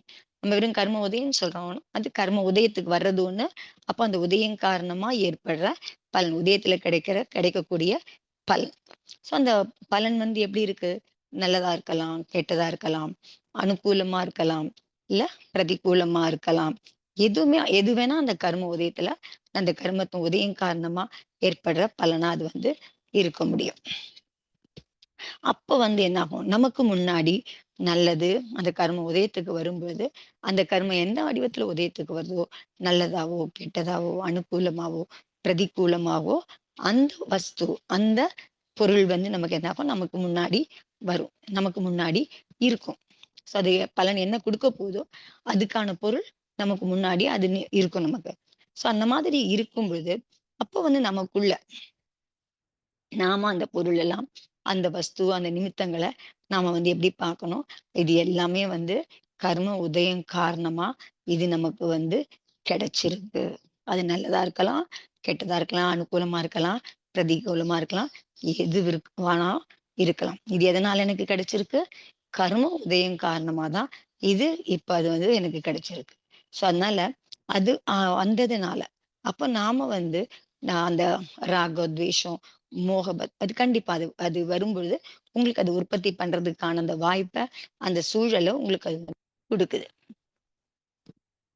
அப்ப நீங்க வந்து அப்போ உங்களுக்கு கர்ம உதயத்துக்கு வருது. அதுக்கு பலனா வந்து இந்த மாதிரி வஸ்துக்கள, இல்ல மாரி அந்த மாதிரி நிமித்தங்கள உங்களுக்கு வந்து குடுக்குது அப்படிங்கிறபோது, நீங்க அத பண்ண விரும்பல அப்படின்னு சொன்னோம். இதெல்லாம் உங்களுக்கு முன்னாடி வருது. அந்த மாரி பொருள்லாம் வருது அப்படின்னும்போது, நீங்க அத பண்ண விரும்பல அப்படின்னு வச்சுக்கிட்டோம் அப்படின்னு சொன்னோம். அப்ப எதுவரைக்கும் எப்போ உங்களுக்கு அந்த மாதிரி பண்ணிக்க முடியும் உங்களால அப்படின்னு பார்த்தீங்க அப்படின்னு சொன்னா, பண்ணாம இருக்கிறதுக்கான முயற்சி பண்ண முடியும்ன்னு பார்த்தீங்க அப்படின்னு சொன்னா, இப்ப நீங்க வந்து படிச்சுட்டு இருக்கீங்க. பிரவச்சன சார் படிக்கிறீங்க, கேட்கிறீங்க.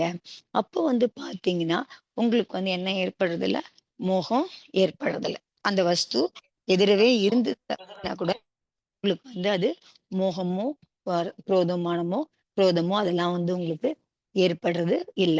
இதுவரைக்கும் நீங்க பிரவச்சன சார் படிக்கிறீங்க, இல்ல கேட்கிறீங்க அந்த மாதிரி இருந்தது அப்படின்னு சொன்னா. அப்போ உங்களுக்கு ராகம் ஏற்படல, அந்த மாரிலாம் ஏற்பட்டது அப்படின்னு சொன்னா, அப்போ வந்து உங்களுக்கு வந்து திருப்பியும் அந்த மாரி கர்ம பந்தம் பண்ணிக்காம இருக்க முடியும் அப்படிங்கிறது தான். இப்ப அதே வந்து பார்த்தீங்க அப்படின்னு சொன்னா உங்களுடைய யாராவது ஒரு வீட்ல உங்க வீட்டுக்காரர், சொந்தக்காரங்க அந்த மாரிலாம் யாராவது வந்து உங்களுக்கு முன்னாடி இருந்தாங்க அப்படின்னு சொன்னா கூட, அப்ப வந்து அவங்க எதுவுமே பேசல அப்படின்னு சொன்னா கூட, அவங்க உங்களுக்கு வந்து பின்னாடி நின்னாங்க அப்படின்னு சொன்னா கூட, உங்களுடைய பார்வை அவங்க மேல பட்ட உடனே, இப்ப நீங்க கிளாஸ்ல கேட்டுட்டு இருக்கீங்க அப்படின்னா கூட, உங்க வீட்ட சேர்ந்தவங்க யாராவது பின்னாடி வந்து நின்னாங்க அப்படின்னு சொன்னா கூட, உங்களுக்கு வந்து பார்த்தீங்க அப்படின்னு சொன்னா, அந்த நிமிஷம் உங்களுக்கு வந்து என்ன ஆகும் அப்படின்னு சொன்னா, நீங்க பின்னாடி அவங்க எதுவும் பேசக்கூட வேண்டியதில்ல. பின்னாடி உங்க திருஷ்டி அவங்க மேல பட்டுது அப்படின்னு சொன்னாவே, உங்களுக்கு உடனே உங்க மனசுக்குள்ள இது எல்லாமே வந்துரும். இவங்க வந்து எங்க தம்பி, இவன் வந்து இங்க உட்கார்ந்துருக்கான். அது பூரா மொத்த விஷயமும் உங்க மனசுக்குள்ள அந்த நேரத்துக்கு ஏற்படும். ஸோ ஆனா, இது எல்லாமே வந்து பார்த்தீங்கன்னா, க கருமத்தோட உதயத்தினால தான் உங்களுக்கு வந்து அதெல்லாம் ஏற்படுது. அந்த மாரி இருக்கு அப்படிங்கிறது உங்களுக்கு புரிஞ்சுது அப்படின்னு சொன்னா. அப்ப என்ன ஆகும்? உங்களுடைய உபயோகம் வந்து எங்க இருக்கும் அப்படின்னு பார்த்தீங்க அப்படின்னு சொன்னா, நீங்க வந்து இப்ப எங்க வந்து உங்களுடைய உபயோகம் இருக்கு. இது பார்த்தோனே உங்களுக்கு இது எல்லாமே ஏற்பட முடியும். ஸோ இது ஏற்படும்போதே உங்களுக்கு வந்து தோணும். இதெல்லாம் வந்து கர்ம உதயம் காரணமா ஏற்படுதுன்னு. அப்போ உங்க உபயோகத்த வந்து நீங்க வந்து அ இது பிரவச்சனம் கேட்கறதில்ல, தினவாணி கேட்கறதில்ல பண்ணி ஈடுபடுத்திட்டு இருக்கும்போது பண்ணீங்க அப்படின்னு சொன்னா, அப்ப கர்ம உதயம் காரணமா வந்தது அப்படின்னு சொன்னா கூட, அந்த பந்தம் வந்து பார்த்தீங்க அப்படின்னு சொன்னா, உங்களால வந்து அந்த மோகத்திலிருந்து, ராகத்திலிருந்து உங்களால வந்து தப்பிச்சுக்க முடியும். அந்த அளவுக்கு அது பந்தமாகுறது. இல்ல ஏன்னா உங்களுக்கு அத பார்க்குறீங்க. பார்த்தோனே அது பார்த்தோனே ஒரு ஒரு தாட் வர முடியும். ஆனா உங்களுக்கு வந்து அது வந்து மோகத்தெல்லாம் ஏற்படுத்துற அளவுக்கு அது இருக்கறதில்ல. ஏன்னா உங்க உபயோகம் எதுல இருக்கு இப்ப? பிரவச்சனம் கேட்கறதுல இருக்கு அப்படிங்கிறது தான். ஆனா அதே வந்து உங்களுக்கு வந்து அந்த மாதிரி பார்த்த உடனே உங்களுக்கு வந்து மோகம் ஏற்பட்டது. அது வந்து இந்த துவேஷம் ஏற்பட்டது, இல்ல ராகம் ஏற்பட்டது. இப்போ ஆச்சு அப்படின்னு சொன்னா, அப்ப என்ன ஆகும் அப்படின்னு சொன்னா, நீங்க பிரவச்சனத்துல உங்க உபயோகம் இருக்க வரைக்கும் வந்து பார்த்தீங்க அப்படின்னு சொன்னா, அப்ப உங்களுக்கு கர்ம பந்தம் ஆகுறது இல்ல. ஆனா அதே வந்து நீங்க கிளாஸ் கேட்டுட்டே இருக்கீங்க. பின்னாடி வந்து படுது, உங்க பார்வை படுது. உடனே உங்களுக்குள்ள வந்து என் தம்பி அந்த மாதிரி பாவனை, என்ன சேர்ந்தவங்க அப்படிங்கிற மாதிரி பாவனை, பார்த்த உடனே ஒரு மோகம் ஏற்படுறது, ராகம் ஏற்படுறது, அதெல்லாம் ஏற்பட்டது அப்படின்னு சொன்னா, அப்ப என்ன ஆகும்? உங்களுக்கு அப்பவே உங்களுக்கு வந்து பந்தம், இ கர்ம பந்தம் ஆரம்பிச்சுரும் அப்படிங்கிறது தான். ஸோ அதனால இது உங்களுக்கு வந்து என்ன மாதிரி இதுவா, அது ராகமயமாவோ, இல்ல மோகமயமானமோ உங்களுக்குள்ள வந்து பந்தாங்கிறது ஆரம்பிச்சுரும் அப்படிங்கிறது தான். ஸோ அதனால இப்போ நீங்க வந்து இது வந்து விசாரம் பண்ணி இது வந்து ஆம் இப்ப ஏற்படுற இந்த மோகம் காரணமா, இது என்ன பண்ணுது? திருப்பியும் என்ன வந்து என்ன பண்ணுது?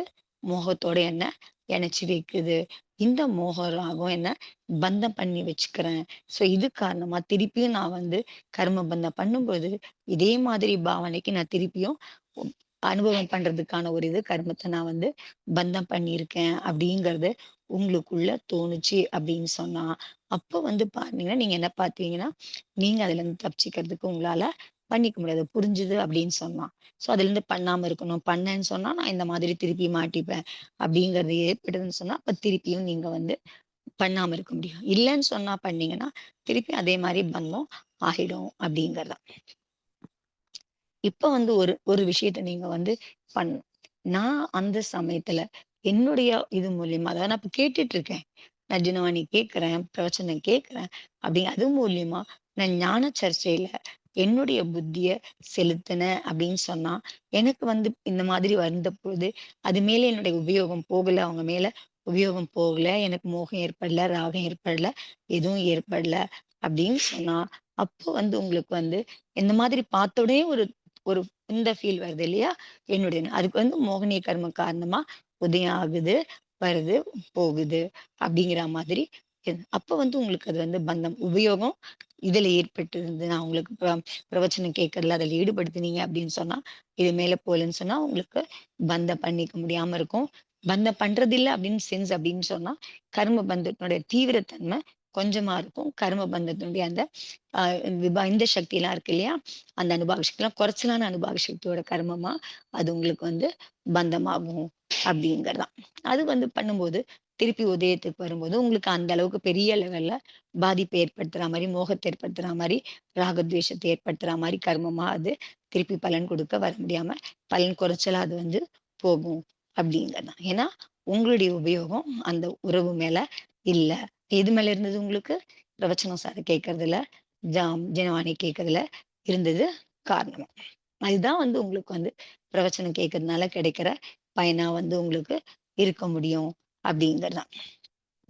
இப்ப நீங்க இத கேட்கிறீங்க, பிரவச்சனம் கேட்கும்பொழுதே உங்களுக்கு வந்து வெறும் கேட்கறதுனால, அந்த சமயத்துல உங்களுக்குள்ள வந்து பார்த்தீங்கன்னா அப்படின்னு சொன்னா, எந்த மாதிரி கர்மம் உங்களுக்கு வந்து பந்தம் ஏற்படுதோ, அது வந்து உங்களுக்கு வந்து அதாவது ராகமயமா, மோகமயமான பந்தம் ஏற்படுறது தடுக்கப்படுது அப்படிங்கிறது தான். அதாவது தடுக்கப்படுதுன்னு சொன்னா, கம்ப்ளீட்டா தடுக்கிறதுன்றது அர்த்தம் இல்ல. உங்களுக்கு அந்த நீங்க சாதாரணமா உங்க உபயோகம் வீட்டு வேலையிலயும் அவங்க மேலயும் ஈடுபடுத்தும்போது ஏற்படுற கர்ம பந்தத்துக்கும், இப்ப நீங்க வந்து பிரவச்சன சாரம் கேட்டுட்டு இருக்கும்போது ஏற்படுற அந்த ராகமயமான பந்தத்துக்கும் நடுவுல நெறைய டிஃபரன்ஸ் இருக்கும் அப்படிங்கிறது தான். ஸோ அதனுடைய இது தீவிரம் வந்து இதுல குறைச்சலா இருக்கும் அப்படிங்கிறது தான்.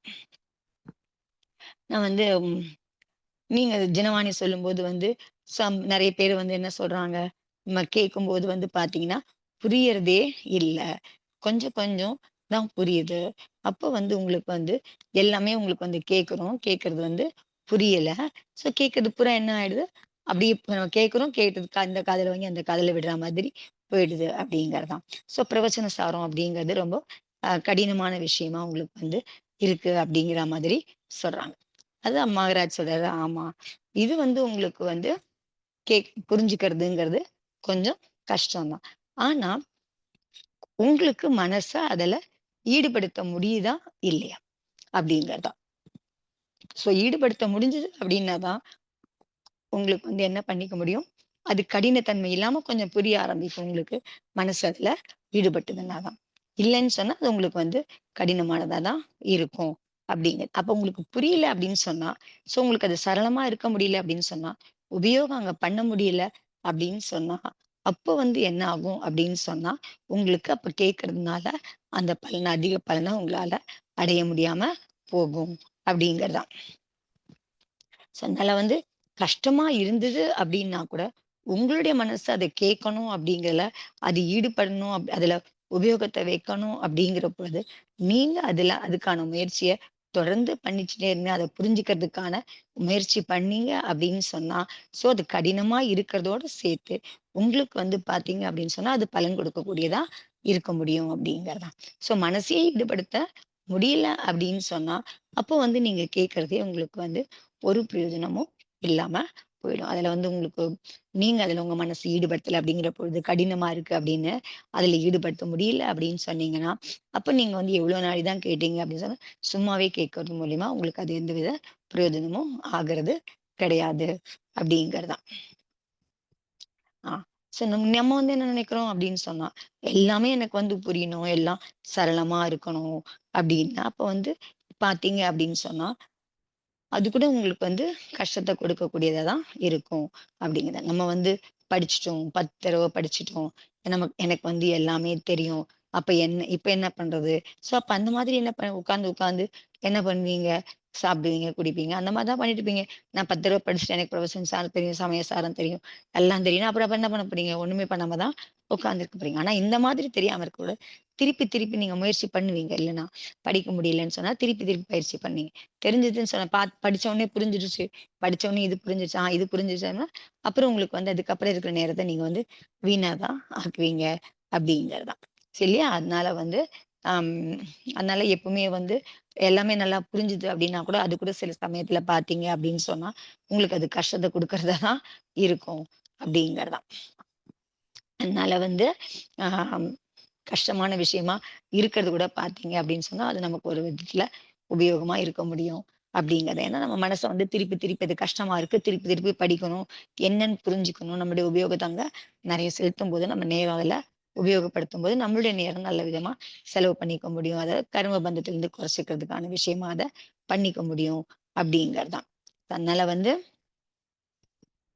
இதுல வந்து நமக்கு வந்து மனசு ஈடுபட முடியுதோ, அதுதான் வந்து மகத்துவமானதா இருக்கு அப்படிங்கிறது தான். ஸோ அதுல எதுல வந்து நம்மளுடைய மனசு ஈடுபடுமோ, அந்த விஷயம் வந்து அதுல வந்து பார்த்தீங்கன்னா, ஒருவேள அது கடினமா இருந்தது அப்படின்னா கூட, அது நமக்கு உபயோகமானதா இருக்க முடியும் அப்படிங்கிறது தான்.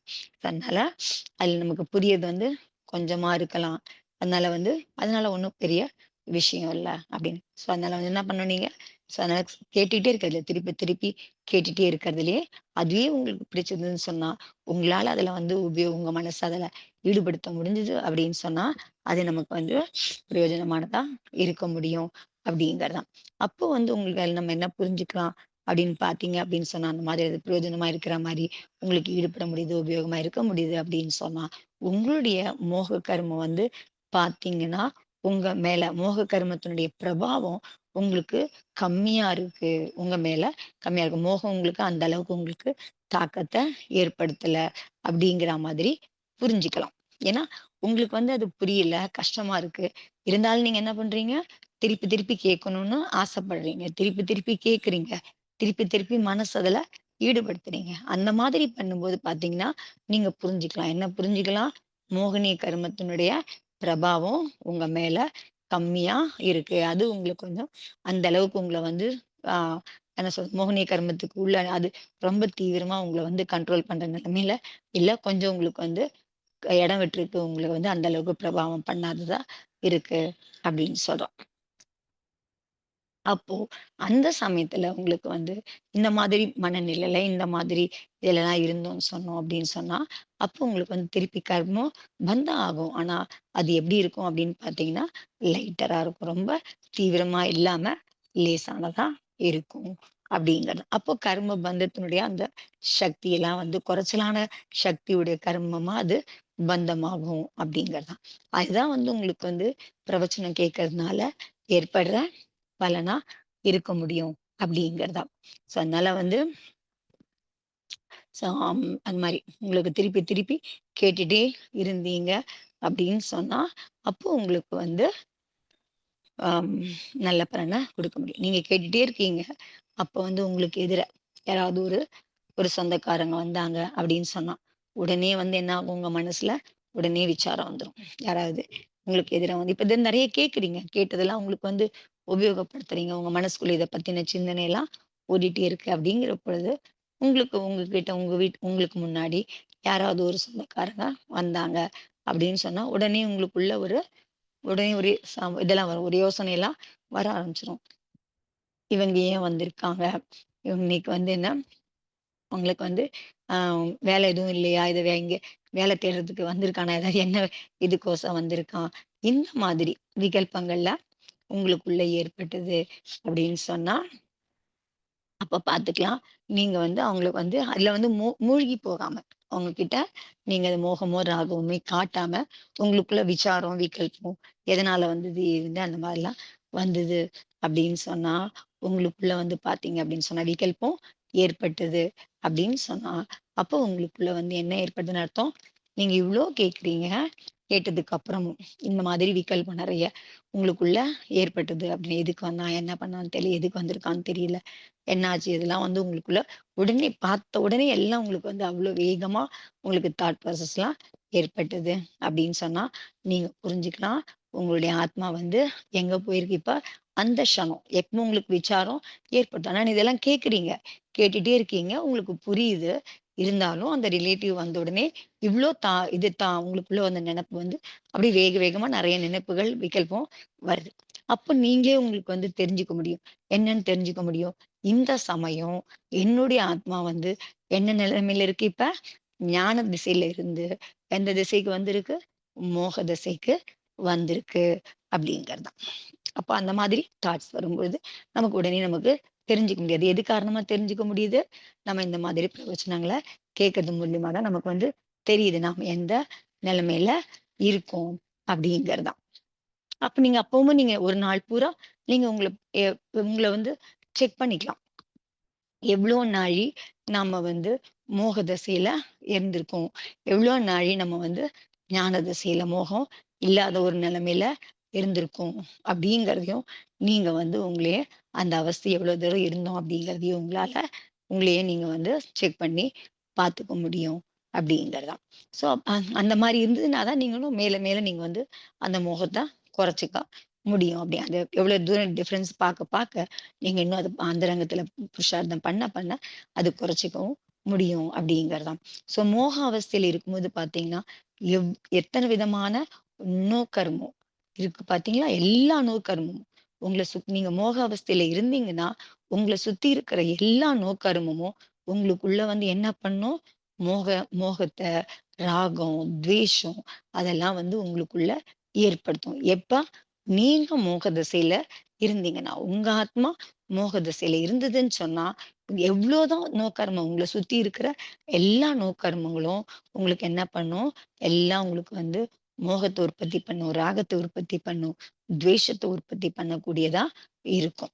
அப்ப வந்து என்ன கருமம் உங்களுக்கு வந்து உதயத்துக்கு வருதோ, அதனுடைய தீவிரமா நீங்க திருப்பி அந்த கர்மத்த தீவிரமா வெளிக்கொண்டு வந்து, தீவிரமா பந்தம் பண்ணிக்கிற ஒரு சூழல் உங்களுக்கு வந்து ஏற்படும். எப்ப? நீங்க மோக திசையில இருந்தீங்கன்னா. உங்களுக்கு புரியுது. இப்ப நீங்க கேட்கிறீங்க. அதுக்கப்புறம் என்ன திசையில இருக்கீங்கன்னு புரியுது. ஏற்பட்டுன்னு இவ்வளோ ஆக்குலலாம் வருதுன்னு சொன்னா, அப்பயே உங்களுக்கு புரிஞ்சிடும். நான் வந்து ஞான திசையில இல்ல, மோக திசையில நிலைமையில இருக்கேன் அப்படிங்கிறது புரிஞ்சிடும். அப்ப அந்த மோக நிலைமையில இருந்தீங்க அப்படின்னு சொன்னா, அப்போ உங்களுக்கு வந்து இந்த மாதிரி இதெல்லாம் ஏற்படுத்துது. அப்படிங்கிற பொழுது, அது உங்களுக்கு வந்து அந்த மோக திசையில இருந்தீங்க அப்படின்னு சொன்னா, உங்கள சுத்தி இருக்கிற அந்த நோக்கர்மங்களும் உங்களுக்குள்ள மோகத்த அதிகப்படுத்தி, உங்களுக்கு தீவிரமா அது வந்து கொண்டு வரதுக்கான வேலைய செய்யும். அப்படிங்கிறதான். நீங்க மோக திசையில இருந்தீங்கன்னா. ஸோ, அப்ப நீங்க இருக்கிறீங்க அப்படிங்க தெரிஞ்சீங்கன்னா, அதுலருந்து வெளில வர்றதுக்கான முயற்சி நீங்க பண்ணீங்கன்னு சொன்னா, அப்போ உங்களுக்கு இந்த மாரி தீவிரமான இல்லாம இருக்க முடியும். ஆனா நீங்க மோக திசைக்கு போயிட்டீங்க அப்படின்னு சொன்னா, கேட்கிறீங்க. கேட்டதுக்கு அப்புறமும் தெரியுது. ஞான திசையில இல்ல, மோக திசைக்கு போறீங்க. ஸோ, மோக திசையில இன்னும் நீங்க விழுந்துட்டீங்க அப்படின்னு சொன்னா, அப்போ உங்களுக்கு சுத்தி இருக்கிற எல்லா நோக்கர்மங்களும் உங்களுக்கு அத தூண்டி விடுறதா, உங்களுக்கு ஏற்படுத்துறதா, உற்பத்தி பண்றதா ஆயிடும் அப்படிங்கிறதான். ஸோ, அதையுமே வந்து நீங்க புரிஞ்சுக்கணும் அப்படிங்கிறதா. ஸோ எந்த திசையில இருக்கோம், எந்த மாரி திசையில இருக்கும்போது, என்ன மாதிரி பண்றோம். ஆனா மோகத்துல இது தீவிரமாயிடுச்சு அப்படின்னு சொன்னா, மோக திசையில தீவிரமாயிட்டீங்கன்னு சொன்னா, அப்ப எல்லாமே உங்கள சுத்தி இருக்கிறது எல்லாமே உங்களுக்கு வந்து இந்த மாதிரி மோகத்த உற்பத்தி பண்ணும், ராகத்த உற்பத்தி பண்ணும், துவேஷத்த உற்பத்தி பண்ணும். ஸோ இந்த உதயம் அப்படிங்கிறதுலயும் பார்த்தீங்கன்னா 2 விஷயம் இருக்கு. ஒண்ணு வந்து உதயம், இன்னொன்னு வந்து உத்தீர்ணா அப்படிங்கிறது. ஸோ இதுக்குமே கூட வந்து பார்த்தீங்கன்னா, இப்ப இங்க 2 இது சொல்றாங்க. ஒண்ணு வந்து மோகம் வந்து உங்களுக்குள்ள ஏற்படுறது வந்து, அதுக்கப்புறம் இந்த அதிலேயே விழுந்துட்டோம் அப்படின்னு சொன்னா, அது சுத்தி இருக்கிற எல்லா நோக்கர்மங்களும் உங்களுக்குள்ள வந்து மோகத்தை ஏற்படுத்துறதா, ராகத்தை ஏற்படுத்துறதா ஆயிடுது அப்படின்னு சொன்னோம். ஸோ அது தீவிரமா உங்களுக்கு வந்து அந்த உதயத்துக்கு வரும்போது, அது இன்னும் தீவிரமாக்குது அப்படிங்கிறத சொல்றோம். ஸோ அத பத்தி பேசுறதுக்கு தான் இங்க வந்து எப்படி அது தீவிரம் அது என்ன ஆகுது அப்படின்னு சொன்னா, எந்த காரணமா அது தீவிரமாகுதுன்னு சொன்னா, அங்க வந்து மோக கர்மம் உதயத்துல இல்லாம, மோக கர்மம் வந்து உத்தீர்ணையா இருக்கு. அதனால தான் உங்களுக்கு வந்து அந்த மோகம் வந்து தீவிரமாயி இருக்கிற எல்லா உங்கள சுத்தி இருக்கிற எல்லா நோக்கர்மமும் உங்களுக்குள்ள மோகத்தை ஏற்படுத்தக்கூடியதா ஆயிடுது. அந்த பாவத்த உங்களுக்கு ஏற்படுத்துது. நீங்க அந்த அளவுக்கு தீவிரமா மோகம் பண்ண ஆரம்பிச்சுருவீங்க அப்படிங்கிறதாம். ஸோ அதுல ஒண்ணு வந்து உதயம், இன்னொன்னு வந்து உத்தீர்ணம். அந்த மோகம் வந்து உதயத்துக்கு வந்ததுன்னு வச்சுக்கோங்களேன். ஸோ அப்ப அது வந்து பார்த்தீங்கன்னா, உங்களுக்கு எப்படி இருக்கும்ன்னு சொன்னா, மோகம் வெறும் கர்மம் உதயத்துல வருது, வெறும் உதயமா இருந்தது அப்படின்னு சொன்னா, அது வந்து பார்த்தீங்கன்னா, கொஞ்சம் லைட்டா தான் இருக்கும். அந்த அளவுக்கு அது தீவிரமா இருக்கறதில்ல. ஆனா உத்தீர்ண பார்த்தீங்க அப்படின்னு சொன்னா, ரொம்ப தீவிரமா இருக்கும். உங்களுக்கு உத்தீர்ண ஆச்சுன்னு சொன்னா கர்மம், எந்த கர்மம் உத்தீர்ண ஆகுதோ, அது வந்து பார்த்தீங்கன்னா, பலன் வந்து பார்த்தீங்கன்னா, அவ்ளோ தீவிரமான பலன் குடுக்கக்கூடியதா இருக்கும்.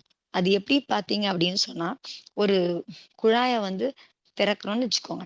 அதுல நீங்க வந்து கம்மியா வச்சுட்டு, நீங்க அதுல தண்ணி குடிச்சீங்கன்னு சொன்னா, அது உங்கள திக்குமுக்காட செய்யாது. உங்களுக்கு வந்து ஒரு நார்மலா உங்களால கொஞ்சம் கொஞ்சமா உங்களால தண்ணிய வந்து அதுவும் வெளியில கொஞ்சம் கொஞ்சமா தண்ணி வரும் உங்களுக்கு. உங்களுக்கும் அது வந்து ரொம்ப பெரிய இதுவே ஏற்படுத்துறதில்ல. குடிக்கிறதுக்கு உங்களுக்கு கஷ்டத்தலாம் ஏற்படுத்துறதில்ல. ஆனா வந்து நீங்க வந்து அந்த தண்ணி வந்து வெளில வர்றது வந்து குழாயா இல்லாம ஒரு டியூப் மாரியோ, இல்ல ஒரு அ இது மாதிரியோ இருந்ததுன்னு சொன்னா, பைப் அப்படியே இது பண்ணுன்னு சொன்னா, அது எப்படி வடிக்கும்? குழாயில இருக்கும்போது பார்த்தீங்கன்னா, லேசா வரும் உங்களுக்கு. அதே பைப் மூலியம் வந்து பீச்சி அடிக்கும். இல்லையா உங்களுக்கு? அந்த மாதிரிலாம் வந்ததுன்னு சொன்னா, அப்ப அது எப்படி இருக்கும் உங்களுக்கு? அவ்ளோ ஃபோர்ஸா இருக்கும். நீங்க தண்ணி குடிக்கிறதுங்கிறது உங்க மேல அடிக்கும்போது, உங்களுக்கு அதெல்லாம் சிரமம். அவ்ளோ ஃபோர்ஸா உங்களுக்கு வந்து வரும். வெறும் டேப்ல திரும்பும்போது பார்த்தீங்கன்னா, லேசா கொஞ்சம் கொஞ்சமா தான் வரும்.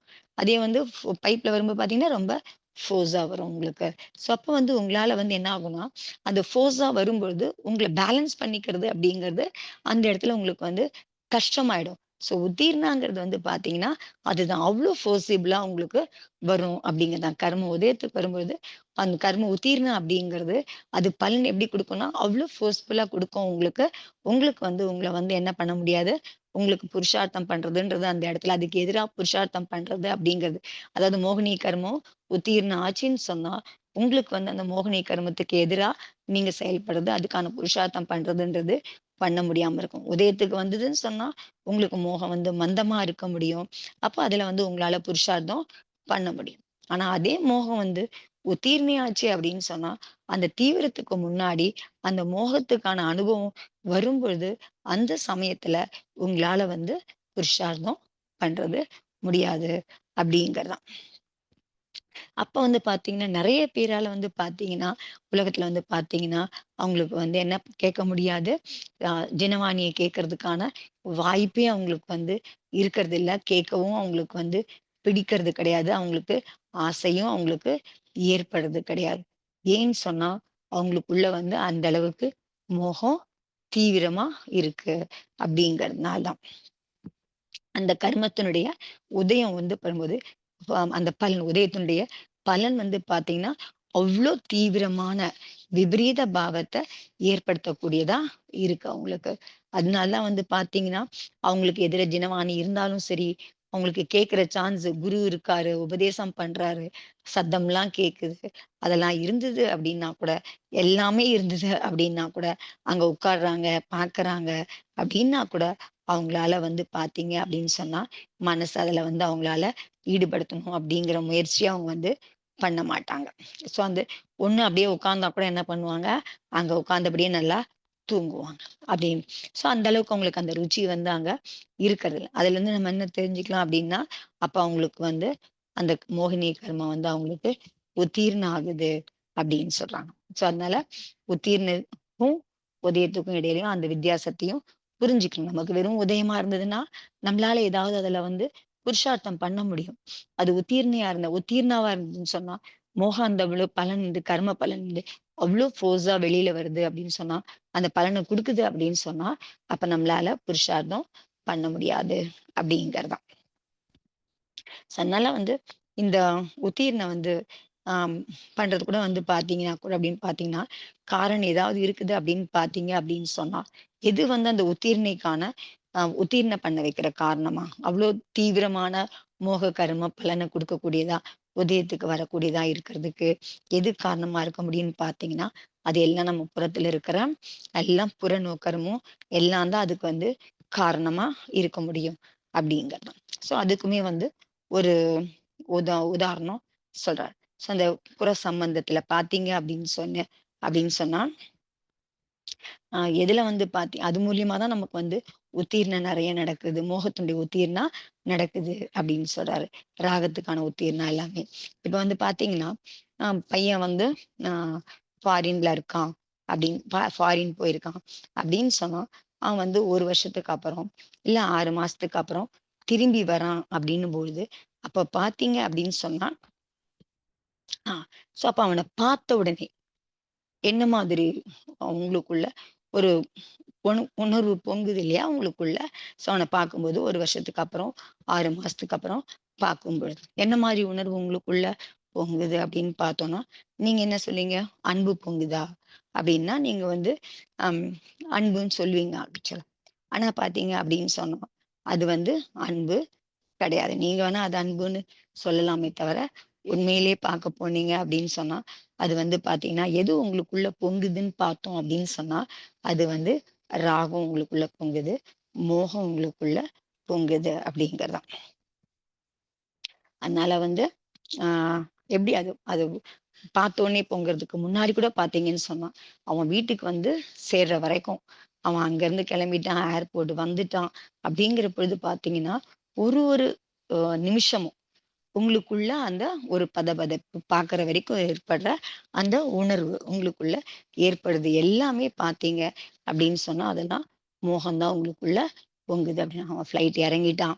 ஸோ அவன் வந்து அவனுக்கு வண்டி இது ஏறிட்டானா? இல்ல வீட்டுக்கு வர்றதுக்கான அந்த டாக்ஸியோ ஏதாவது கிடைச்சிருச்சா? அவனுக்கு அது கிடைச்சதா? இல்லையா? ஒரு ஒரு நிமிஷமும் தகவல் தெரிஞ்சுக்கணும்னு நீங்க ஆசைப்படுறீங்க. அவன் எங்க இருக்கான்னு ஆசைப்படுறீங்க. எவ்வளோ தூரத்துல இருக்கான்னு ஆசைப்படுறீங்க. வீட்டுக்கு வரது இருக்கும். வந்ததுக்கு அப்புறமா அது ஏற்படுற உணவு எல்லாமே பார்த்தீங்க அப்படின்னு சொன்னா, உங்களுக்கு அது வந்து மோகம் தான். அதிலேயே கூட பார்த்தீங்க அப்படின்னு சொன்னா, நீங்க வந்து அவன் வந்து 3 மணிக்கு தான் அவன் வந்து இறங்கிட்டான். அவன் ஃப்ளைட் வந்துருச்சு. வீட்டுக்கு வந்து சேர்றதுக்கு 3 மணி ஆகும் அப்படிங்கிறது தெரிஞ்சது அப்படின்னா கூட, சமயத்துக்கு உங்களுக்கு வந்து அவன் எங்க இருக்கான் அப்படின்னு தெரிஞ்சுக்கிறதுக்கு இது பண்ணும்போது, அது மோகத்துக்கான இதுவா தான் இருக்கு அப்படின்னு சொன்னாங்க. அதோடு கூட ஒரு அந்த நேரத்துக்கு பார்த்தீங்க அப்படின்னு சொன்னா, கிளாஸுமே உங்களுக்கு வந்து 3 மணிக்கு தான் உங்களுக்கு வந்து அந்த கிளாஸும் இருக்கு அப்படின்னு சொன்னா, அப்ப நீங்க என்ன பண்ணுவீங்க? 3 மணிக்கு கிளாஸ் அட்டெண்ட் பண்ணுவீங்களா? இல்ல பையன் 3 மணிக்கு வருவான்னு சொல்லிட்டு உட்காந்து வெயிட் பண்ணிட்டு இருப்பீங்களா? ஸோ வந்து இதுக்கு 2த்துக்கும் நடுவுல நீங்க என்ன பண்ணிட்டு இருப்பீங்க? மாட்டிக்கிட்டு இருப்பீங்க நீங்க. 2த்துலயுமே நடுவுல. ஸோ அதனால வந்து மோக தசையில இருக்கீங்களா? இல்ல ஞான தசையில இருப்பீங்களா?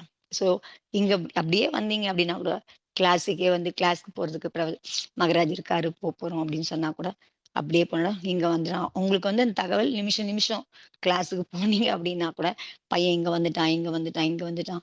ஸோ இன்னும் வரல. இன்னும் தகவல் வரல. ஸோ அவன் வந்து டிராஃபிக்ல மாட்டிட்டு இருக்கான். ஏன் இன்னும் வரல? அவன் வந்ததுக்கு அப்புறம் இன்னும் மெசேஜ் வரல. ஸோ எங்க கிளாஸ்ல வந்ததுக்கு அப்புறமும். புத்தி எங்க இருக்கு உங்களுக்கு? அங்கேயே தான் உங்களுக்கு இருக்கும். ஒருவேளை நீங்க கிளாஸ்க்கு வந்தீங்க அப்படின்னா கூட, மேபி நெறைய பேர் வந்து அது கிளாஸுக்கே வராம இருக்கிறதுக்கான வாய்ப்பு தான் இருக்கும். டோட்டலா மோகத்திலேயே இது பண்ணும். ஒருவேளை உங்களுக்கு வந்து கொஞ்சம் ஹெசிடேஷன் இருந்து ஒருவேளை கிளாஸ் வந்து நான் வந்ததுக்கு அப்புறமா பார்த்தீங்கன்னா, இந்த மாதிரி இதெல்லாமும் உங்களுக்குள்ள இருந்துட்டே இருக்கும் உங்களுக்கு. ஸோ வந்துட்டான்னு தெரிஞ்சதுன்னு சொன்னா, நம்ம கிளாஸ விட்டு எப்படி போறது? அப்படிங்கிறது தான் உங்களுக்கு வந்து தோணிட்டு இருக்கும். ஸோ அந்த மாதிரி பாவமும் உங்களுக்கு வந்து இது பண்ணும். அப்ப வந்து இது என்ன அப்படின்னு பார்த்தோம் அப்படின்னு சொன்னா, இது சாதாரணமா மோகத்துக்கான உதயம் கிடையாது. ஸோ முதல்ல அன்புன்னு நினைக்கிறீங்க. அது அன்பு கிடையாது. அது மோகனி கர்மத்தினுடைய மோகனிய கர்மம் தான். அது வந்து அந்த அளவுக்கு உங்களுக்கு அதுவுமே வந்து சாதாரண உதயம் இல்ல. அது வந்து என்னவா இருக்கு அப்படின்னு பார்த்தீங்க அப்படின்னு சொன்னா, அது மோகத்துக்கான உத்தீர்ணையா இருக்கு. ஏன்னா, அந்த க்ஷணம் நெனச்சு பாருங்க. நெறைய பேர் அத வந்து அனுபவப்பட்டுருக்கோம். ஃபீல் பண்ணவங்களா இருப்பாங்க.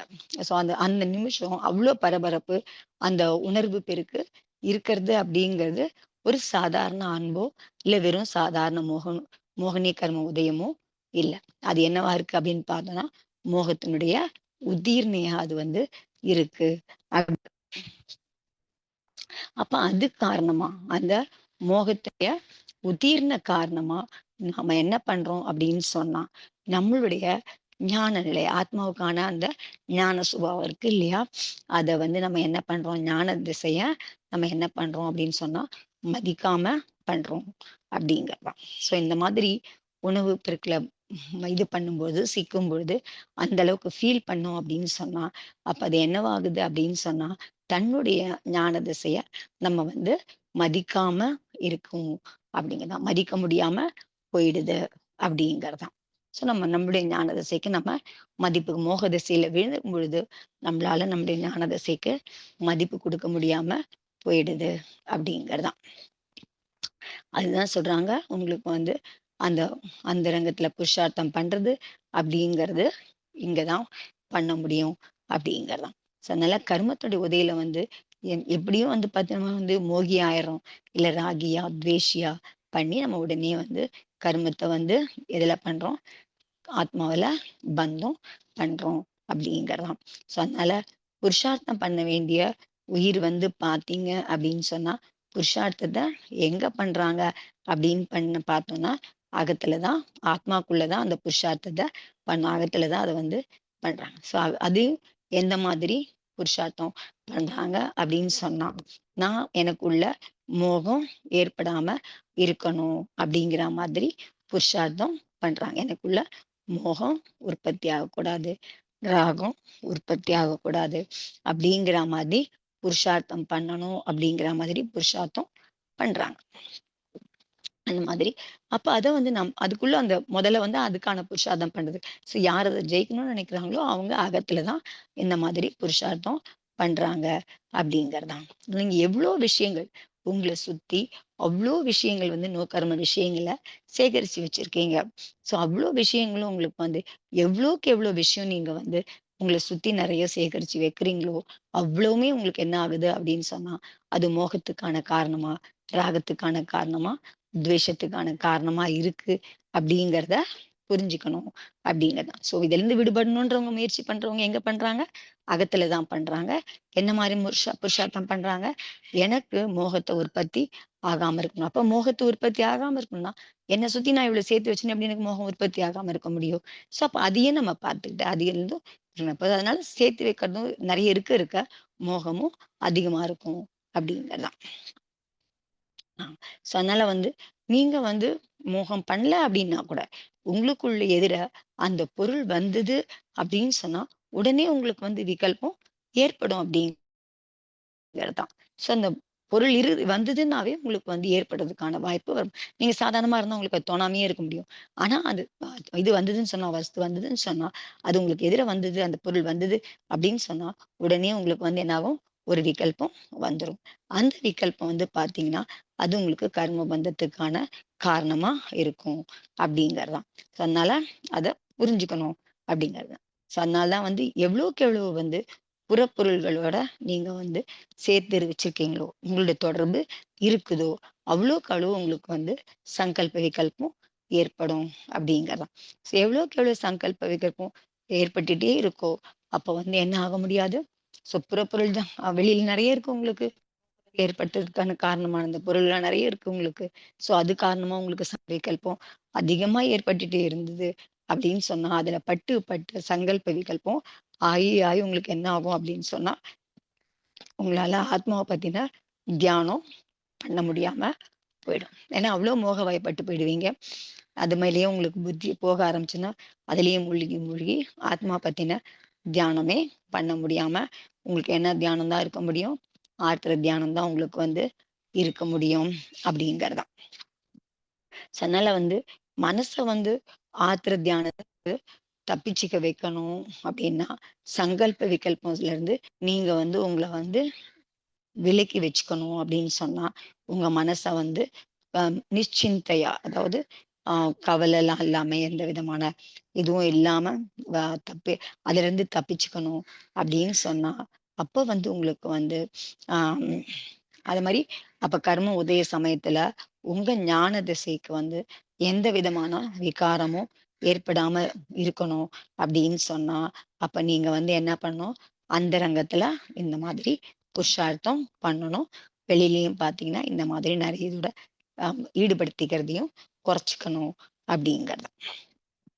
ஸோ அப்ப வந்து யார் வந்து இந்த மாதிரி புருஷார்த்தத்த வந்து பண்றாங்க அப்படின்னு சொன்னா, ஞானியால தான் இந்த புருஷார்த்தத்த பண்ண முடியும் அப்படிங்கிறது தான்.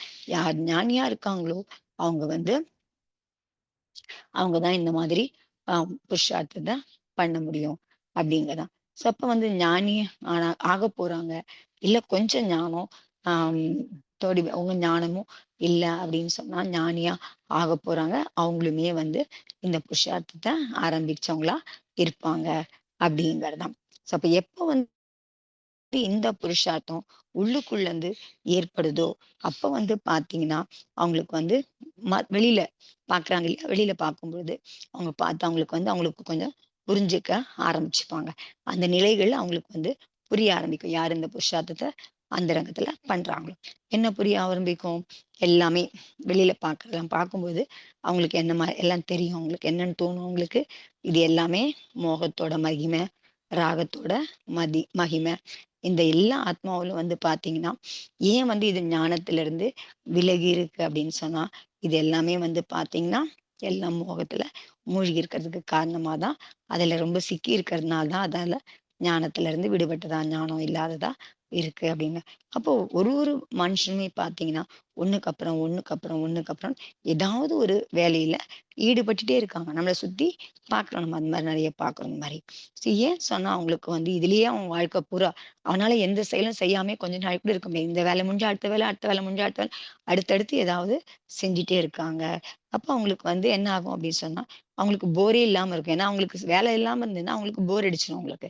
ஸோ ஏதாவது ஒண்ணு அடுத்தடுத்து அவங்களுக்கு வந்து இருக்கு. ஆனா இன்னைக்கு வந்து அதனால தான் பார்த்தீங்கன்னா, இன்னைக்கெல்லாம் வந்து பார்த்தீங்கன்னா, ரிட்டயர்மென்ட் கூட பார்த்தீங்க அப்படின்னு சொன்னா, ரொம்பவுமே வந்து பயப்படுறாங்க. காரணம் என்னன்னு சொன்னா, சும்மா என்ன பண்றது? உட்கார்ந்து என்ன பண்றது? ஸோ உங்களுக்கு லைஃப் பூராவுமே உங்களுக்கு ஏதாவது ஒண்ணு அடுத்தடுத்து செஞ்சுக்கிட்டே இருக்கணும். அப்படிங்கிறது தான். ஸோ இதே அப்படியே அவங்களுடைய வாழ்க்கை கழிஞ்சு போகுது அப்படின்னு சொல்றாங்க. இன்னமும் கொஞ்சம் இருக்கு. நாளை கிளாஸ்ல பார்க்கலாம்னு நினைக்கிறேன் நானு. ஓகேவா? ம். ஆ ஓகே ஆன்ட்டி. ம். நல்லா இருந்தது ஆன்ட்டி. நல்லா புரிஞ்சுது. எப்படி வந்து கொஞ்சம் கொஞ்சமா ம். அந்த இத இது பண்ணணுன்றது புரிஞ்சுது. இப்போ ஆமா. உதயத்துக்கும், உதிரனாக்கும் சொன்னீங்க இல்லையா? ம். அங்கதான் எனக்கு கொஞ்சம் ஒரு டவுட். அதாவது உதீரனா வந்து உதிரனாக்கு அந்த எக்ஸாம்பிள் சொன்னாரு. இப்போ ம். உதயத்துக்குன்ற உதீரனால வந்து அந்த ஞாபகமே வராது. நம்ப வந்து இப்ப மோகத்தினால இப்படி பண்றோம். இல்ல இது கர்ம உதயம்ன்னு இருக்குது. அந்த ஞாபகமே வராத நிலை வந்து உதீரனை. வந்துரும். ஆனா நம்மளுக்கு உதிர்ன வந்துரும். உதிர்ன மனசுக்குள்ள வந்ததுன்னு சொன்னா, அது ஏன்னா ஆமா உதிரம். கர்ம உதயம் அவ்ளோ ஃபோர்ஸ்ஃபுல்லா இருக்கும். உங்களுக்கு அது மாரி அதுக்கு நம்மளுக்கு அகைன்ஸ்டா எந்த ஞாபகமே உதய வரலன்னா, பயிற்சி அப்ப அது உதிரனே எடுத்துக்கலாம். அப்ப உதிரனே ம். எடுத்துக்கலாம். பட் வந்து நம்மளுக்கு கர்ம உதயம் வர்றப்பயே நம்மளுக்கு நம்ம ஃபீல் பண்றோம் இல்லையா? இப்போ எனக்கு கோபம் வருது. எனக்கு வந்து மான கஷாயம் ம். எனக்கு வந்து இது பண்ணுது. இல்ல வந்து இப்ப எனக்கு வந்து இப்ப நான் இம்சை பண்ணுன்ற பரிணாமம் வருதுன்னு நம்மளுக்கு தெரியுது. ம். பட் ஆனா அத கண்ட்ரோல் பண்ண முடியல. பட் தெரியுது ஆமா. நம்மளுக்கு இதனால தான் பண்றோம்ன்றது. அ. அப்படின்றப்ப அது வந்து உதயம்னு எடுத்துக்கலாமா அத? ஆமா. அது உதயம்னா உங்களுக்கு யோசிக்க வைக்குதுல்ல. ஏதோ பண்ணணும்னு தோணுதுல்ல ஆ. உங்களுக்கு. பண்ண வைக்குது. பட் அ. பண்ண ஆமா. முடியலன்றது வேற விஷயம். நம்மளால ஒரு செகண்ட் ஆமா. வேணா நம்ம அப்படியே கொஞ்சம் அமைதியா அ. இருப்போம். பட் அதுக்கப்புறம் நம்மள ம். மீறி அந்த திட்டுறதோ, இல்ல வந்து கஷாயத்த நம்ம வெளிப்படுத்துறதோ, இல்ல வந்து இது ம். பண்றதோ நம்மள மீறி வந்துருது. பட் அந்த மீறி வர்றப்பயும் அது உதயம் தானா? இல்ல அது அது வந்து உதிரனே அந்த இடத்துல? மீறி போகும்போது நீங்க உத்தீர்ணாக்கு போயிடுவீங்க. அது பலன் ஓகே. வந்து தீவிரமா ஆயிடும் உங்களுக்கு. அது ம். அப்ப பண்றதுக்கான கொஞ்ச நேரம் புருஷார்த்தமே பண்ண முடியாம புருஷார்த்தம் பண்ண முடியாம போறது அப்படிங்கிறதே, உங்களுக்கு வந்து ம். உத்தீர்ணையில வந்துரும் உங்களுக்கு. அப்ப நெறைய டைம் நம்மளுக்கு வந்து அந்த மாரி தான் இருக்கும். எப்பமா உதிர்னு தான் நெறைய ஆயிட்டே இருக்க மாரி ஒரு ஃபீலிங்கா இருக்கு. ஆமா. அதுக்குதான் ஏன்னா கேட்டேன். உங்களுக்கு வந்து நீங்க உங்களுக்கு கண்ட்ரோலே பண்ண முடியாம ஒரு ஸ்டேஜ்ல தானே இருக்கீங்க. அதுதான். அப்ப வந்து நெறைய ஆ. வந்து கர்ம உதிரண தான் ம். நெறைய இருக்கு. நமக்கு உதயம்ன்றது கொஞ்சம் தான் இருக்கு. உதிரண தான் நெறைய இருக்குன்ற மாரி எடுத்துக்கலாமா? ஆமா, அது கேட்கிறேன். ஏன்னா உதிரணன்றது நான் வந்து ஆமா. எப்பயாவது தான் வரும். அப்படி எப்போதுமே உதயம் தான் இருக்கும். ஒரு நார்மல் இதுல வந்து எல்லாருக்கும் உதயம் தான் இருக்கும். உதிரன்றது ரொம்ப அதிகமா டைம்ல சோ எப்பயாவது இதுல தான் வந்து வருது. ஒரு இப்ப புது ஆங்கிள் ம். சொல்றாங்க. கர்மம் வந்து தீவிரமா உதயத்துல இருக்கும் பொழுது, அத உத்தீர்ணா ம். அப்படி சொல்றாங்க. அது ரொம்ப ஃபோர்ஸ்ஃபுல்லா இருக்கும் பொழுது, நம்மளால புருஷார்த்தம் பண்ண முடியாது அப்படின்னு சொல்றாங்க. சோ எப்ப நமக்கு ம். புருஷார்த்தம் பண்ண முடியல, அப்ப அது வந்து கர்மம் தீவிரமா இருக்குன்னு அர்த்தமாயிடுது இல்லையா? அதான் அந்த புருஷார்த்தம் பண்ண முடியாதுன்றது எனக்கு இதுல ஞானத்துல வருது பண்ணணும். இது இல்லன்றது ஆனா என் பண்ணல கையில இல்லையா? அது நீங்க பண்ணல கண்ட்ரோலுக்கு இல்லையா? போகுது. புருஷார்த்தம் பண்ணல. இல்ல புருஷார்த்தம் பண்ண அந்த அந்த முடியல இல்லையா ஞாபகமே உங்களுக்கு? வராம இருக்கிறது தான் உதீர்ணையா? இல்ல அந்த அந்த ஞானமே இது கர்மத்தினுடைய இது அந்த ஞானமே அதுல நமக்கு அந்த இப்ப இப்ப எவ்வளவு பேர் பிரவச்சனமும் கேட்கல, எவ்வளவு பேர் வந்து ம். இங்க உட்கார்ந்தாலும் நம்மளுக்கு சுத்தமா மைண்டே இங்க இல்லாம வேற எங்கேயோ இருக்கு. அது மாரி சுத்தமா அந்த இதுல இல்லாம இருக்கிறது தான் உதீர்ணைன்னு நெனச்சுட்டு இருக்கேன். பட் ஆனா உத்தீர்ண அது அ வந்து உத்தீர்ண உங்களுக்கு. ஆமா. அது அது உதயம். பட் அந்த மாரி தெரியுது. அது உங்களுக்கு அந்த பட் ஆமா, என்னால ஆமா, பண்ண முடியல. அப்படின்றப்ப அது வந்து உதயம்னு எடுத்துக்கலாமான்னு. தெரியுது. இது கர்ம உதயத்தினால ஆமா. தான் தெரியுது. பட் எனக்கு அது ம். அத வந்து இது பண்ணி பண்ண முடியலன்றது உதயம்னு எடுத்துக்கலாமான்றது தான் அந்த கேக்குறேன். ம். தீவிரமா இல்லங்கிறப்ப தெரிஞ்சுக்கிற அளவுக்கு தான் உங்களுக்கு தீவிரம் குறைச்சலா இருக்கு. இன்னும் தீவிரம் உங்களுக்கு அது குறைஞ்சிருக்கு. பண்றதுக்கு இல்ல. ம். தீவிரம் குறைச்சலா இருக்கு அப்படிங்கிற மாரி எடுத்துக்கலாம் நீங்க. ரொம்ப ம். தீவிரமா இருந்து ஒண்ணுமே உங்களுக்கு ஞாபகத்துக்கு வரலங்கிறப்ப அது உத்தீர்ணையா வந்துர முடியும். எங்கேயுமே உங்களுக்கு ம். கர்ம தீவிரமா இருக்கிறதுனால தான் உங்களுக்கு அதுக்கு அகைன்ஸ்டா ஒரு புருஷார்த்தமும் பண்ண முடியாம இருக்கு. ம். உங்களுக்கு பண்ண முடிஞ்சதுன்னு சொன்னா உங்களுக்கு அது ஓகே ஆயிடும் இல்லையா? உங்களுக்கு பண்ண முடியணும் இல்லையா? ம். வெறும் கர்ம உதயமா இருந்ததுன்னா உங்களுக்கு பண்ண முடியணும். பட் அந்த உத்தீர்ண கூட வந்து பார்த்தீங்கன்னா, மொத்தமா மூழ்கி போகும்போது உங்களுக்கு உத்தீர்ணன்னு சொல்றாங்க. பட் ஆனா உதயத்துக்கு ம். வரும்போது உங்களுக்கு தோண முடியும். பண்ண முடியாம ஒரு கட்டம் இருக்கு அப்படிங்கிற பொழுது, அங்கேயுமே உங்களுக்கு அகைன்ஸ்டா அத பண்ண முடியாம இருக்கு அப்படிங்கிற பொழுது, அது சாதாரண உதயமா இல்ல. கொஞ்சம் தீவிரமா இருக்கு அப்படிங்கிற மாரி தான் அத எடுத்துக்கணும். ம். உத்தீர்ணங்கிற மேபி அந்த சொல்ல லெவல் அப்படின்னா கூட ஆமா, ஆமா. கொஞ்சம் உதயம் அதிகமா இருக்கும். லெவல் மேபி அது கொஞ்சம் இதுவா தீவிரம். இருக்கும். அதனுடைய ம். இது இது வந்து இன்டென்சிட்டி வந்து இன்டென்சிட்டி அதிகமா லெவல். இருக்கு. அப்படி அதிகமா ம். இருக்கு அப்படிங்கிற ஆமா. மாரி ம். எடுத்துக்கலாம். ஏன்னா சொல்லுங்கக்கா. கருமம் தீவிரமா நீங்க இருந்தா தான் நமக்கு வந்து புருஷார்த்தம் பண்ண முடியாம போறதுக்கு காரணமா இருக்கும். ம். கரெக்ட். தெரிஞ்சது கரெக்ட். அப்படின்னா கூட சொல்லுங்க. உங்களுக்கு தீவிரமா இருந்தா தான் பண்ண முடியாது புருஷார்த்தம். அதுக்கு அகைன்ஸ்டா புருஷார்த்தம் பண்ண முடியாம இருக்கு. அந்த மாரி. ம். சொல்லுங்கக்கா. கீதா சமயக் அக்கா. தர்ஷன் சமயக் தர்ஷனுக்கா ஜெய் ஜினேந்திரா. ஆ, ஆ, சமயதேஷன் சொல்லுமா? இப்போ இந்த ஞானம் அப்புறம் கர்மா அந்த பார்ட்டிகல்ஸ் இப்ப எனக்கு என்ன டவுட் வருதுன்னா இந்த மனசு அப்படின்றோம் இல்லையா இப்போ ஆஹ் ஞானத்துல தோன்றது மனசுல தோன்றதா இந்த ஒரு கன்ஃபியூஷன் வருதுக்கா எனக்கு ஒரு விஷயம். அப்புறம் ஒரு இடத்துல ம். நீங்க சொன்னீங்க ஞான சக்தியில இருந்து இட் இஸ் கோயிங் டு அதாவது இன்னொன்னு மோக சக்திக்கு போகுது. அந்த ஆமா. போறது நானா அந்த ஆத்மாவா அதுல அங்க செயல்படுறது மனசா? எனக்கு இது ஒரு மனசு கன்ஃபியூஸ் கிடையாது. ஆகுது. ஆத்மா தான் உங்களுக்கு வந்து ஆத்மா தான் மோகத்துல இருந்து ஞானத்துக்கு போறது, ஞானத்துல இருந்து மோகத்துக்கு போறது ஆத்மா பண்ணும். பட் மாத்தியம் வந்து மீடியம் வந்து மனசு மூலியமா அது நடக்குது அவ்வளவுதான். மனசு ஓகே. எதுவுமே பண்றது. அதெல்லாம் வந்து புத்கலம் தானே உங்களுக்கு. மனசு கூட புத்கலம் தான் உங்களுக்கு. இப்போ இந்திரியம் தானே அதே உங்களுக்கு அதுக்கு. அ இப்போ அந்த கர்மா பார்ட்டிகிள்ஸும் உங்களுக்கு புத்கலம் தானக்கா? இப்ப ஆமா, நம்மளுக்கு வந்து ஆமா. அந்த மாரி எப்படி இப்ப நம்ம சுத்தி இருக்குன்னு சொன்னீங்க இல்லையா? இப்போ இப்போ ம். ஃபார் எக்ஸாம்பிள் ஒரு பயம் வருதுன்னு வச்சுங்களேன். இந்த ஆமா, பயம் எப்படி வருது?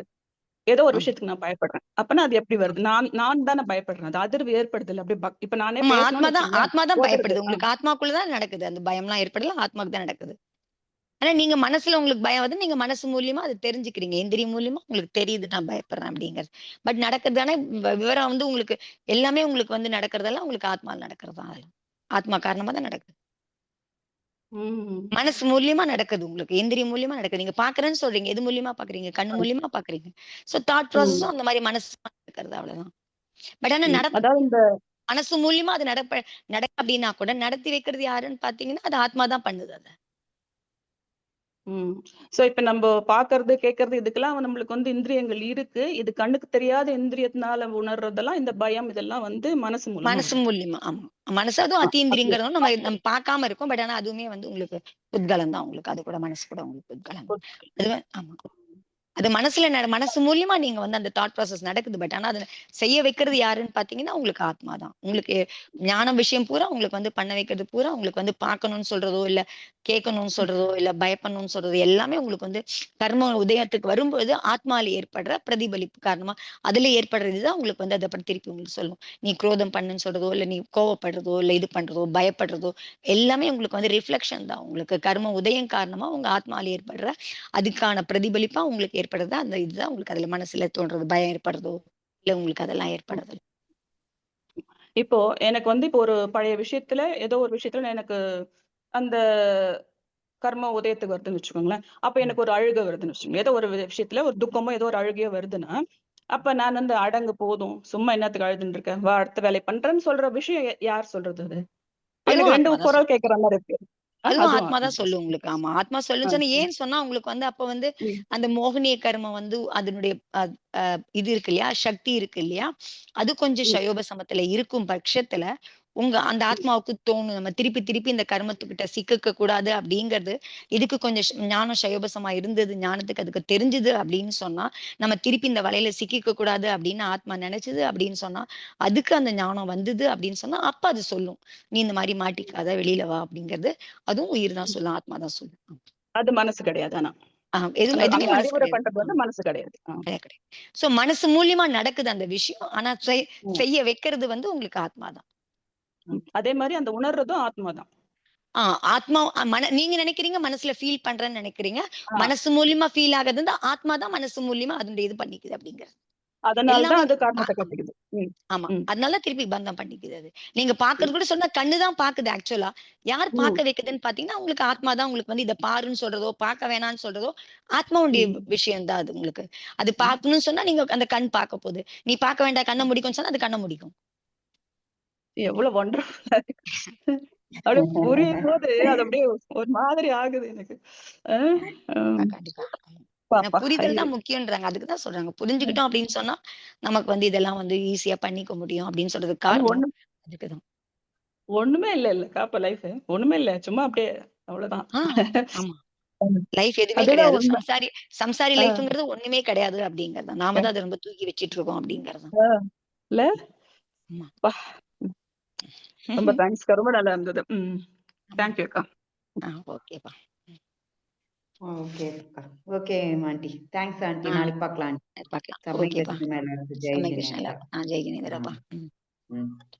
ரன் பண்ணிறேன். ஓகேப்பா.